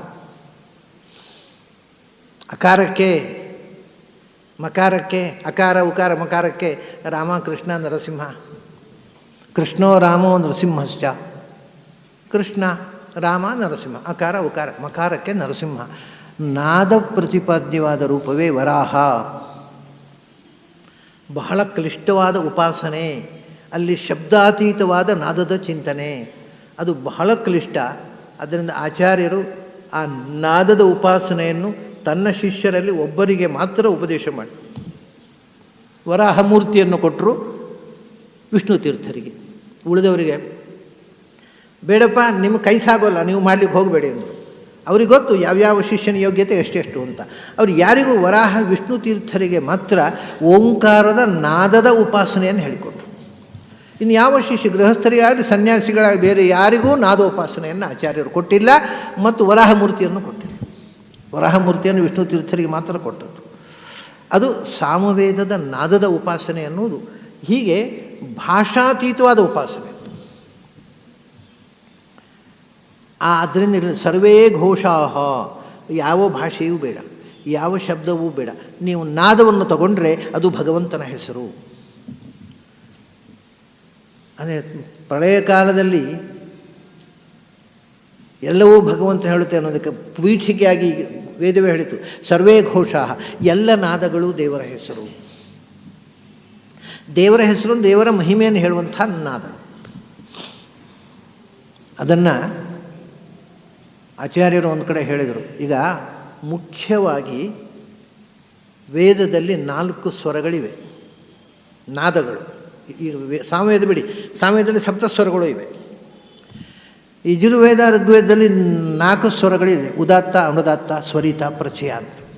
ಇದು ನಾದಗಳು. ಅದರಲ್ಲಿಯೂ ಮೂಲಭೂತವಾಗಿರೋದು ಎರಡೇ: ಉದಾತ್ತ, ಅನುದಾತ್ತ. ಅಂದರೆ ಮೇಲಕ್ಕೆ ಒತ್ತು ಕೊಡೋದು, ಕೆಳಕ್ಕೆ ಒತ್ತು ಕೊಡೋದು ಅಂತ ಶಬ್ದದಲ್ಲಿ. ಈಗ ಅಗ್ನಿ, ಅಗ್ನಿ, ಇಲ್ಲಿ ಆ ಅನ್ನೋದಕ್ಕೆ ಕೆಳಕ್ಕೆ ಒತ್ತು ಕೊಟ್ಟೆ ನಾನು, ಗ್ನಿ ಮೇಲಕ್ಕೆ ಕೊಟ್ಟೆ. ಅದನ್ನು ನಾವು ಸಾಮಾನ್ಯವಾಗಿ ಕೇಳುವಾಗ ಅಗ್ನಿ, ಅಗ್ನಿ ಅಲ್ಲ, ಅಗ್ನಿ. ಅ ಅನ್ನೋದಕ್ಕೆ ಅನುದಾತ್ತ ಸ್ವರ ಕೊಟ್ಟೆ. ಅಗ್ನಿ, ಗ್ನಿ ಅನ್ನೋದು ಮೇಲಕ್ಕೆ ಹೋಯಿತು. ಒಂದು ಅನುದಾತ್ತ ಆಯಿತು, ಒಂದು ಉದಾತ್ತ ಆಯಿತು. ಆಮೇಲೆ ಉದಾತ್ತದ ಅನಂತರ ಬರತಕ್ಕಂಥ ಅನುದಾತ್ತ ಉಂಟಲ್ಲ, ಅದಕ್ಕೆ ಸ್ವರಿತ ಅಂತ ಹೆಸರದು, ಸ್ವತಂತ್ರ ಸ್ವರ ಅಲ್ಲ. ಅದರಿಂದ ಅಗ್ನಿ ಆದಮೇಲೆ ಮೀ ಅನ್ನೋದು ಅನುದಾತ್ತ. ಅದು ಅನುದಾತ್ತ. ಉದಾತ್ತ, ಅಗ್ನಿಯನ್ನು ಉದಾತ್ತದ ನಂತರ ಬಂತು, ಅದರಿಂದ ಅಗ್ನಿಮೀ. ಉದಾತ್ತ, ಅನುದಾತ್ತ, ಉದಾತ್ತದ ಅನಂತರ ಬಂದ ಅನುದಾತ್ತ ಸ್ವರಿತ ಆಯಿತು. ಸ್ವರಿತ ಅಂದರೆ ಉದಾತ್ತ ಅನುದಾತ್ತಗಳ ಸಮಾಹಾರ ಅಲ್ವಾ. ಅಗ್ನಿಮೀ ಆಯಿತು. ಇನ್ನು ಅಗ್ನಿಮೀಳೆ ಅಂತ ಹೇಳಿದ್ರು, ಅಗ್ನಿಮೀ. ಸ್ವರಿತದ ಅನಂತರ ಬಂದ ಅನುದಾತ್ತ ಪ್ರಚಯ. ಅಂದರೆ ನಿಮಗೆ ಒಂದು ಸಣ್ಣ ದೃಷ್ಟಾಂತ ಕೊಡ್ತೇನೆ ನಾನು. ಒಂದು ಮಗುವನ್ನು ತಾಯಿ ಎತ್ತಿಕೋತಾಳೆ. ಎತ್ತಿಕೊಂಡು ಹೀಗೆ ಕೈಯಲ್ಲಿ ಜೋಕಾಲಿ ಆಡಿಸ್ತಾಳೆ. ಸೊ ಹೀಗೆ ಇದು ಉದಾತ್ತ ಆಯಿತು. ಅಲ್ಲಿಂದ ಕೆಳಗೆ ತಂದು ಅನುದಾತ್ತ ಆಯಿತು. ಕೆಳಗೆ ತಂದು ಮತ್ತೆ ಹೀಗೆ ಎತ್ತಿ ತೊಟ್ಲಲ್ಲಿ ಇಳಿಸೋದುಂಟಲ್ವ, ಅದೇ ಸ್ವರಿತ. ತೊಟ್ಲಲ್ಲಿ ಮಲಗಿಸ್ತಾಳಲ್ಲ, ಅದು ಪ್ರಚಯ. ಶಬ್ದವನ್ನು ನೀವು ಹೀಗೆ ಮಗುವಿನಂತೆ ಆಡಿಸಬೇಕು. ಅಗ್ನಿ, ಎತ್ತಿ ಕೆಳಗೆ ಬಂತ ಅಗ್ನಿ, ಅಗ್ನಿಮೀ ಳೇ, ಮಲಗಿಸೋದಾಯ್ತು.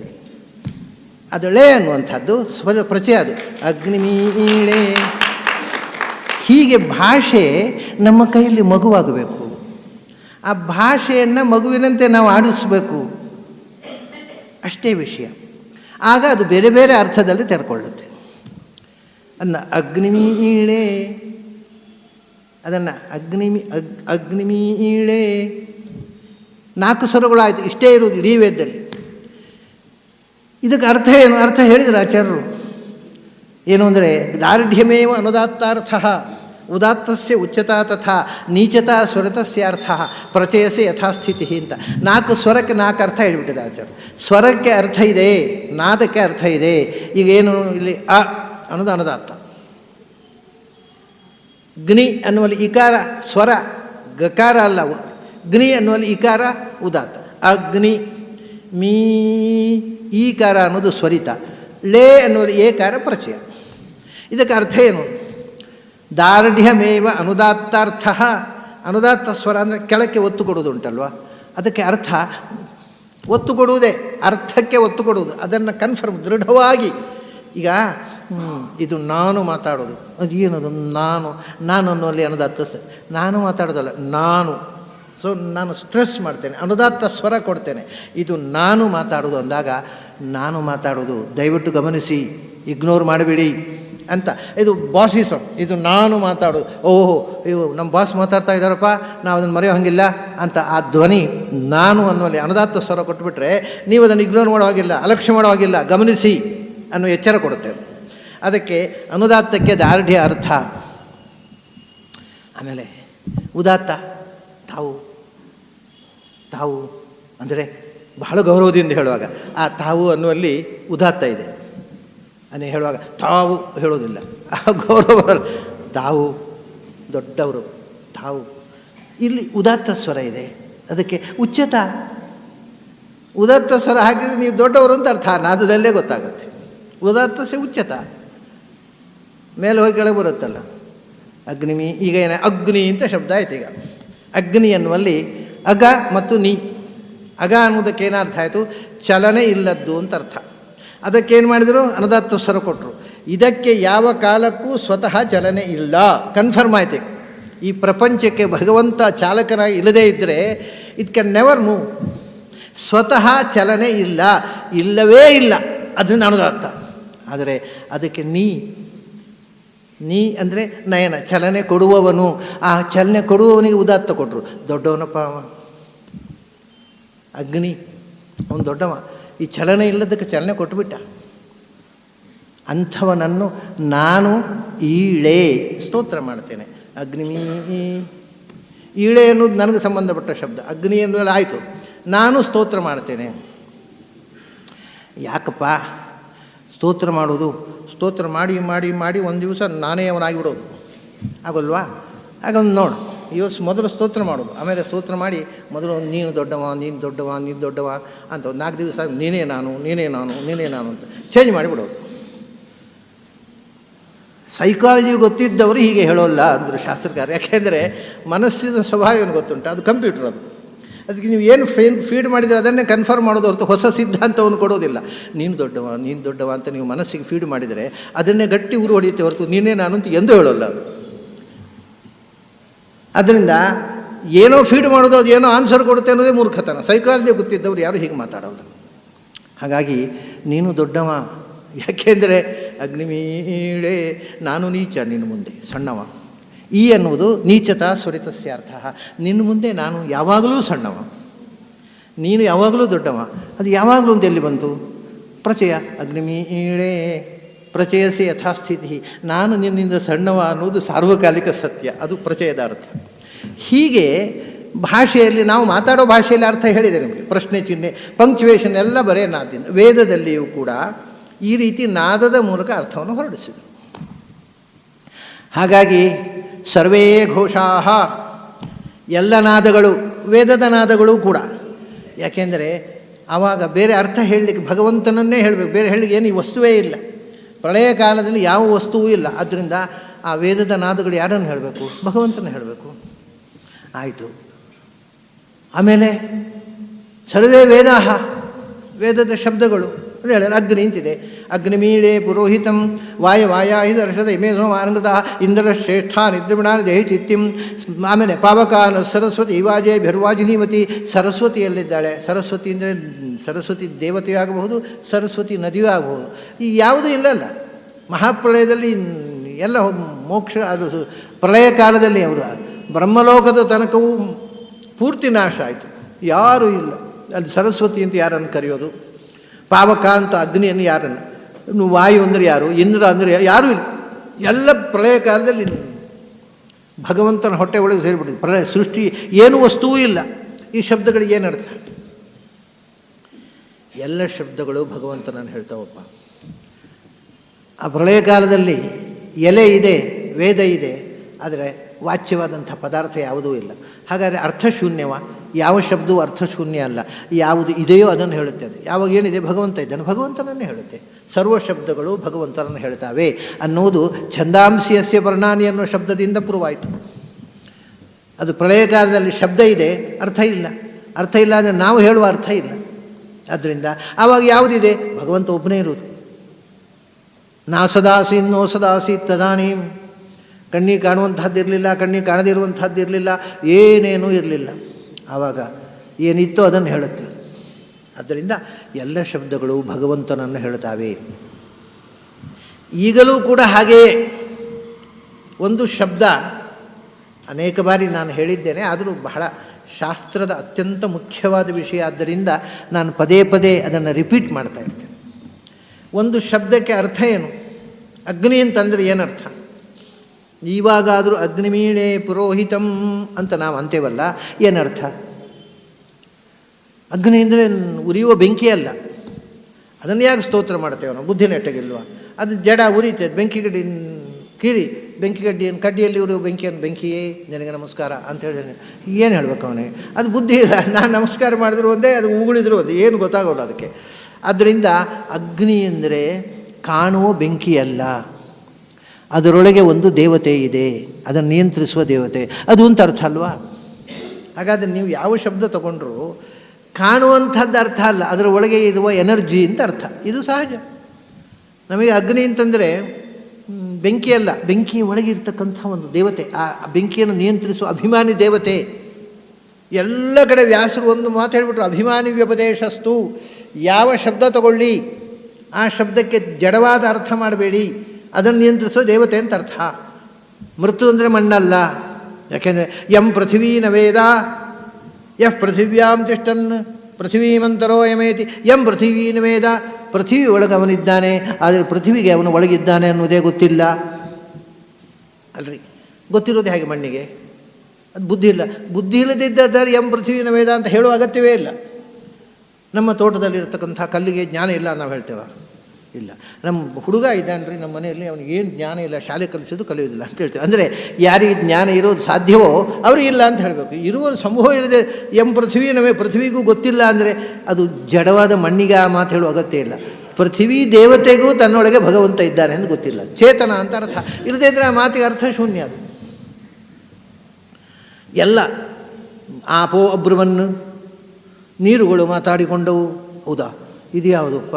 ನಮ್ಮಲ್ಲಿ ನೀರು ಬಾರದೇ ಇದ್ದಾಗ ಟ್ಯಾಪ್ಗಳು ಮಾತಾಡಿಕೊಳ್ತವೆ ಗೊರಗೊರ ಅಂತ, ಅದು ನೀರೇ ಮಾತಾಡುತ್ತೆ. ಆಪೋ ಅಬ್ರುವನ್ನು ನೀರು ಅಂದರೆ ನಮಗೆ ನೀರು ಅಂದರೆ ಬರೀ ಹರಿಯುವ ನೀರಲ್ಲ. ಗಂಗೆ, ಸರಸ್ವತಿ, ಯಮುನೆ, ತುಂಗೆ ಅವರು ದೇವತೆಗಳು, ಅವರು ಮಾತಾಡಿಕೊಳ್ತಾರೆ. ಇದು ವೇದ ಪರಿಭಾಷೆ. ಹಾಗೆ ಚೇತನ ಅನ್ನುವುದು ಅರ್ಥ. ಚೇತನ ಕಾಣೋಲ್ಲ, ಅದರಿಂದ ಕಾಣುವುದು ಅರ್ಥ ಅಲ್ಲ, ಕಾಣುವುದರ ಒಳಗೆ ಇರುವ ಕಾಣದ್ದು ಅದರ ಅರ್ಥ. ಇಷ್ಟು ವಿಷಯ ಸಿದ್ಧ ಆಯ್ತಾ? ಹಾಗಾದರೆ ಎಲ್ಲ ಕಾಣುವುದರ ಒಳಗೆ ಇರುವ ಕಾಣದ ಶಕ್ತಿ ಯಾವುದು? ಭಗವಂತ ಅಲ್ವಾ? Omni present. ಹಾಗಾದ್ರೆ ಅವನೇ ಎಲ್ಲದರ ಅರ್ಥ ಆಗಬೇಕಲ್ವ? ಇಟ್ಸ್ ಭಾಷಾಶಾಸ್ತ್ರದ ಪ್ರಕಾರ ದಿಸ್ ಈಸ್ ಸಿಂಪ್ಲೆಸ್ಟ್ ಥಿಂಗ್. ಆದರೆ ಆಶ್ಚರ್ಯ ಏನು ಗೊತ್ತುಂಟ? ಈ ಭಾಷಾಶಾಸ್ತ್ರದ ಅಂತರಂಗವನ್ನು ಆಚಾರ್ಯ ಮಧ್ವರು ಹೇಳೋ ತನಕವೂ ಯಾವ ಭಾಷಾಶಾಸ್ತ್ರಜ್ಞನಿಗೂ ಹೊಳೆದಿರಲಿಲ್ಲ. ಆಮೇಲೂ ಹೊಳಿಲಿಲ್ಲ, ಅದು ಬೇರೆ ವಿಷಯ. ಆ ತನಕ ಹೊಳಿಲಿಲ್ಲ, ಅವರು ಹೇಳಿದ ಮೇಲೂ ಹೊಳಿಲಿಲ್ಲ. ಆದರೆ ಇದು ವೇದಾಂತ ಅಲ್ಲ, ಭಾಷಾಶಾಸ್ತ್ರ, ಕಾಮನ್ ಸೆನ್ಸ್. ನಾನು ಅದೇ ಇವತ್ತೊಬ್ಬರು ಬಂದಿದ್ದರು ಮನೆಗೆ, ನಾನು ಹೇಳಿದೆ ದೊಡ್ಡ ದುರಂತ ಏನು ಅಂದರೆ ಆಚಾರ್ಯ ಮಧ್ವರು ಹೇಳಿದ ಸಂಗತಿ 700 ವರ್ಷ ಆದಮೇಲೂ ಜನರಿಗೆ ಅರ್ಥ ಆಗದೇ ಉಳಿದಿದೆ. ಕೆನ್ನೆ ತಟ್ಟಿಕೊಳ್ಳೋರು ಇರ್ಬೋದು, ಅರ್ಥ ಮಾಡಿಕೊಂಡು ಖುಷಿ ಪಡೋರು ಬಹಳ ಕಮ್ಮಿ ಇದ್ದಾರೆ. ಏನು 700 ವರ್ಷದ ಹಿಂದೆ ಏನು ಅದ್ಭುತವಾದ ವಿಷಯಗಳನ್ನು ಹೇಳಿದರು. ಕಲ್ಪನಾತೀತ ಮನುಷ್ಯನ ಹ್ಯೂಮನ್ ಮೈಂಡು ಅದನ್ನು ಕನ್ಸೀವ್ ಮಾಡಲಿಕ್ಕೆ ಸಾಧ್ಯ ಇಲ್ಲದ ವಿಷಯಗಳನ್ನೆಲ್ಲ ಹೇಳಿದರು. ಅದನ್ನು ಕೇಳಿ ಕಂಡು ಅಥವಾ ತಿಳಿದು ಸಂತೋಷ ಪಡುವ ಸಂಖ್ಯೆ ಇಲ್ಲ. ಯಾಕೆಂದರೆ ಅರ್ಥವೇ ಆಗ್ತಾ ಇಲ್ಲ. 700 ವರ್ಷ ಆದ ಮೇಲೂ ಸರಿಯಾಗಿ ಅರ್ಥ ಆಗ್ತಾ ಇಲ್ಲ ಅವರ ಮಾತು. ಅರ್ಥ ಆಗಿಬಿಟ್ರೆ ಏನು ಅದ್ಭುತ! ಇದು ಒಂದು ಇದವರ ರಿವಿಲೇಷನ್. ಶಬ್ದದ ಅರ್ಥ ಅದರ ಫಾರ್ಮ್ ಅಲ್ಲ, ಅದರ ಒಳಗಿರುವಂಥ ಎಸೆನ್ಸು. ಎಲ್ಲದರ ಒಳಗೂ ಇರುವ ಎಸೆನ್ಸು ಭಗವಂತ. ಅದರಿಂದ ಎಲ್ಲ ಶಬ್ದಗಳು ಭಗವಂತನ ಹೆಸರು ಅಂತ ಹೇಳಿಬಿಟ್ರು. ಆಮೇಲೆ ನಾದವು ಭಗವಂತನ ಹೆಸರು, ಭಗವಂತನ ಮಹಿಮೆಯನ್ನು ಹೇಳುತ್ತೆ. ನಾನು ಅನೇಕ ಬಾರಿ ಹೇಳಿದ್ದರೂ ಮತ್ತೊಮ್ಮೆ ಹೇಳ್ತೀನಿ. ಅದಕ್ಕೆ ಅವರು ಕೊಟ್ಟ ದೃಷ್ಟಾಂತ. ನಾದಗಳಿಗೆ ಬೇರೆ ಬೇರೆ ನಾದಗಳಿಗೆ ಬೇರೆ ಬೇರೆ ಅರ್ಥ ಹೇಳಿದ್ದಾರೆ. ಮೊಸರು ಕಡೆಯುವಾಗ ಆಗುವಂಥ ಸದ್ದು, ನಗಾರಿ ಬಾರಿಸುವಾಗ ಆಗುವ ಸದ್ದು, ಪ್ರತಿಯೊಂದಕ್ಕೆ ಅರ್ಥ ಹೇಳಿದ್ದಾರೆ ಅವರು. ಅದೆಲ್ಲ ಬೇಡ.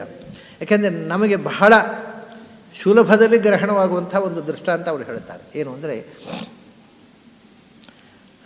ಅಲ್ಲಿ ಅನೇಕ ಬಾರಿ ಹೇಳಿದ್ದೇನೆ ನಾನು. ಯಾಕೆಂದರೆ ನನಗೆ ಅದನ್ನು ಹೇಳಿದಷ್ಟು ಬಾರಿ ಆಚಾರ್ಯರು ಎಷ್ಟು ಕನ್ವಿನ್ಸಿಂಗಾಗಿ ಒಂದು ವಿಷಯವನ್ನು ಹೇಳ್ತಾರೆ ಅನ್ನೋದಕ್ಕೋಸ್ಕರ.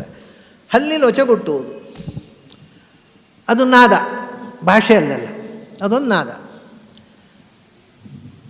ಆ ಹಲ್ಲಿ ಲೊಚಗುಟ್ಟುವುದಕ್ಕೆ ಅರ್ಥ ಉಂಟು. ಏನರ್ಥ ನಮಗೇನು ಗೊತ್ತಪ್ಪ? ನಾವೇನು ಹಲ್ಲಿ ಭಾಷೆ ಕಲಿತಿಲ್ಲ ಅಂತೇಳಿ. ಆದರೆ ಆಚಾರ್ಯರು ಬಿಡೋಲ್ಲ. ನಿಮ್ಗೆ ಗೊತ್ತಿದೆ ಹಲ್ಲಿ ಲೊಚಗುಟ್ಟುವುದಕ್ಕೆ ಏನು ಅರ್ಥ ಅಂತ ನಿಮ್ಗೆ ಗೊತ್ತಿದೆ? ಇಲ್ಲಪ್ಪ, ನಮ್ಗೆ ಖಂಡಿತ ಗೊತ್ತಿಲ್ಲ. ಮತ್ತು ನೀವು ಯಾಕೆ ಲೊಚಗುಟ್ಟುವುದು? ಅದು ಏನಾ ಅಂತೇವಲ್ಲ ನಾವು. ನಮಗೆ ಡಿಕ್ಷನರಿಯಲ್ಲಿರುವ ಯಾವ ಶಬ್ದವೂ ಸಾಲದೆ ಹೋದಾಗ ನಾವು ಹಲ್ಲಿಯ ಶಬ್ದವನ್ನೇ ಬಳಸೋದು. ತುಂಬ exclamation when we are wonderstruck. ಏನಪ್ಪ ಇದು ಅದ್ಭುತ! ಶಬ್ದ ಇಲ್ಲ. ಎಲ್ಲಿ ಲೆಕ್ಸಿಕನ್ ಫೇಲ್ ಆಗುತ್ತೋ ಅಲ್ಲಿ ಹಲ್ಲಿ ಗೆಲ್ಲುತ್ತೆ. ಅದ್ಭುತ ಅಂತ ಅನ್ನೋದಕ್ಕೆ. ಹಾಗಾದ್ರೆ ಆಯ್ತಲ್ಲ, ನಿಮ್ಗೆ ಗೊತ್ತಿದೆ ಅಂತಾಯಿತು ಅಂದರೆ ವಂಡರ್ಫುಲ್ ಅಂತ ಅರ್ಥ. ಹಾಗಾದ್ರೆ ನೋಡಿ, ಅಲ್ಲಿ ಏನು ಹೇಳ್ತಾ ಗೊತ್ತಾ? God is wonderful, God is wonderful ಅನ್ನತ್ತೆ. ನಿಮ್ಗೆ ಯಾಕೆ ಅರ್ಥ ಆಗೋಲ್ಲ ನೋಡಿ? ಇದು ಒಬ್ಬ ಮನುಷ್ಯ ಇಡೀ ವಿಶ್ವದ ಪ್ರತಿಯೊಂದು ನಾದದಲ್ಲಿ, ಪ್ರತಿಯೊಂದು ವಸ್ತುವಿನಲ್ಲಿ ಭಗವಂತನನ್ನು ಕಾಣುವಷ್ಟು ಎತ್ತರ ಕೇಳಿದವ ಮಾತ್ರ ಹೀಗೆ ಹೇಳಬಲ್ಲ. ಅಷ್ಟು ಎತ್ತರ ಕೇಳಿದವರಿಗೆ ಹೇಳಿದ ಮೇಲೆ ಅರ್ಥ ಆಗೋಲ್ಲ. ಅದ್ಭುತ ಇದೆಲ್ಲ. ಹಲ್ಲಿಯ ನಾದ ಭಗವಂತ ಗ್ರೇಟ್ ಅಂತ ಹೇಳುತ್ತಂತೆ. ಅದ್ಭುತ. ಆಶ್ಚರ್ಯವತ್ತು ಪಶ್ಯತೆ ಕಶ್ಚಿದೇನಂ. ಭಗವಂತ ಆಶ್ಚರ್ಯ ಅಂತ ಹಲ್ಲಿ ಹೇಳುತ್ತೆ. ಆದರೂ ನಿಮಗೆ ಗೊತ್ತಾಗಿಲ್ವಲ್ಲ. ಪ್ರತಿಯೊಂದು ಹೀಗೆ ನಾದ ಭಗವಂತನನ್ನು ಹೇಳುತ್ತೆ. ಶಬ್ದ ಭಗವಂತನನ್ನು ಹೇಳುತ್ತೆ. ಅಲ್ರಿ ಶಬ್ದ ಭಗವಂತನ ನೀವೀಗ ಹೌದು ಎಲ್ಲದರ ಒಳಗೆ ಅಗ್ನಿಯ ಒಳಗಿರುವ ಎಸೆನ್ಸು ಅಷ್ಟೇ ಅಲ್ಲ, ಭಗವಂತನಿಗಾಗುವಾಗ ಪ್ರತಿಯೊಂದು ಶಬ್ದವೂ ನಿರ್ವಚನದಿಂದ ಹೇಳಬೇಕು ಭಗವಂತನ ಅರ್ಥವನ್ನು. ನಮಗೆ ನಾವಿಗೆ ಹೆಸರಿಡುವುದುಂಟಲ್ವ, ರೂಢಿ ಅದು ಕರೀಲಿಕ್ಕೆ, ಅದಕ್ಕೇನು ಅರ್ಥ ಬೇಕಾಗಿಲ್ಲ. ನಾವೀಗ ಮಕ್ಕಳಿಗೆ ಹೆಸರಿಡ್ತೇವೆ, ಕರೀಲಿಕ್ಕೆ ಒಂದು ಹೆಸರು, ಆ ಹೆಸರು ಆಗಲಿ ಅಂತ ಆಸೆಯಿಂದ ಇಡ್ತಾರೆ, ಆಗಬೇಕಾಗಿಲ್ಲ. ಅಪ್ಪ ಇಟ್ಟ ಹೆಸರನ್ನು ಸಾರ್ಥಕ ಮಾಡಿಕೊಳ್ಳಬೇಕಾಗಿಲ್ಲ, ನಿರರ್ಥಕ ಮಾಡಿಕೊಳ್ಳಬಹುದು. ಅದರಿಂದ ಅದೇನು ಹೆಸರು ಮಗನಿಗೆ ಅನ್ವರ್ಥ ಆಗುವುದಿರುವುದಿಲ್ಲ, ಎಲ್ಲ ಮಕ್ಕಳಿಗೆ ಹೆಸರು ಕರೀಲಿಕ್ಕೆ ಅಷ್ಟೇ. ದೇವರಿಗೆ ಕರೀಲಿಕ್ಕಲ್ಲ, ದೇವರನ್ನು ಕರೆದ್ರೆ ಏಯ್ ಬಾರೋ ಇಲ್ಲಿಂದ ಬರ್ತಾನ, ಬರೋಲ್ಲ. ಹಾಗಾದರೆ ದೇವರನ್ನು ಯಾಕೆ ಹೆಸರು ನೀಡುವುದು ದೇವರಿಗೆ? ಆ ಹೆಸರಿನ ಮೂಲಕ ಅವನ ಗುಣಾನುಸಂಧಾನಕ್ಕೆ, ಕರೀಲಿಕ್ಕಲ್ಲ. ಹಾಗಾದರೆ ಪ್ರತಿಯೊಂದು ಹೆಸರು ಕೂಡ ಒಂದೊಂದು ಗುಣವನ್ನು ಹೇಳುತ್ತೆ. ಅಂದರೆ ಎಟಿಮಾಲಜಿ, ನಿರ್ವಚನ ಇರಬೇಕು. ರೂಢನಾಮ ಅಂತ ದೇವರಿಗಿಲ್ಲ, ನಮಗೆಲ್ಲ ರೂಢಿ. ದೇವರಿಗೆ ರೂಢಿ ಅಂದರೆ ಅದು ಮತ್ತೆ ಭಗವಂತನಿಗೆ ಆ ಹೆಸರನ್ನು ಹೇಳಿ ಹೇಳಿ ರೂಢಿ ಆಗೋದು ಬೇರೆ, ಬರೇ ರೂಢನಾಮ ಅಂತಿಲ್ಲ, ಅದಕ್ಕೊಂದು ಅರ್ಥ ಇರಲೇಬೇಕು. ಅದನ್ನೇ ನೋಡಿ ಸಹಸ್ರನಾಮದಲ್ಲಿ ಯಾನಿ ಗೌಣಾನಿ ನಾಮಾನಿ. ಗೌಣ ಅಂದರೆ ಅಮುಖ್ಯ ಅಂತ ಅರ್ಥ ಅಲ್ಲ, ಗುಣವಾಚಕ. ಪ್ರತಿಯೊಂದು ನಾಮದಿಂದಲೂ ಭಗವಂತನ ಗುಣಗಳ ಅನುಸಂಧಾನಕ್ಕೆ ನಾಮ ಇರೋದು. ಗುಣಗಳ ಅನುಸಂಧಾನ ಮಾಡಬೇಕಾದ್ರೆ ಎಟಿಮಾಲಜಿ ಬೇಕು, ನಿರುಕ್ತಿ. ಹಾಗಾಗಿ ನಮಗೆ ರೂಢಿ, ಪ್ರಪಂಚದಲ್ಲಿ ರೂಢಿ ಅದು. ಈ ಶಬ್ದ ಈ ವಸ್ತುವಿಗೆ ಹೀಗೆ ಹೆಸರು, ಅದು ಲೆಕ್ಸಿಕನ್ ಕೋಶದಲ್ಲಿ ಹೇಳಿರ್ತಾರೆ ನಮಗೆ. ಆದರೆ ಭಗವಂತನಲ್ಲಿ ಬರೀ ರೂಢಿಯಲ್ಲ, ಅದಕ್ಕೆ ಯೋಗಾರ್ಥ ಇದೆ. ಮತ್ತು ಆ ಯೋಗಾರ್ಥ ಪೂರ್ಣ ಯಾರೆಲ್ಲ ಅನ್ವಯವಾಗುತ್ತೋ ಅದು ಭಗವಂತ. ಈಗ ನೋಡಿ ಅಗ್ನಿ ಅಂತ ನಾನು ಹೇಳಿದೆ, ಅದರ ಸ್ವರದ ಅಗ ಅಂದರೆ ಚಲಿಸಲಾಗದ್ದು. ಚಲಿಸಲಾಗದ ವಸ್ತುವಿಗೆ ಚಾಲನೆ ಕೊಟ್ಟವನು. ಇದು ಜಗತ್ತಿನ ಮೂಲ ಚಾಲಕ ಶಕ್ತಿ ದೇವರಲ್ವಾ? ಹಾಗಾದರೆ ಅಗ್ನಿಯಿಂದ ಭಗವಂತ ಅನ್ನೋದು ಮುಖ್ಯ ಅರ್ಥ ಆಯ್ತಲ್ವ. ನೀವು ಎಟಿಮಾಲಜಿ ತಗೊಂಡ್ರೂ ಅದು ಭಗವಂತನನ್ನೇ ಹೇಳುತ್ತೆ.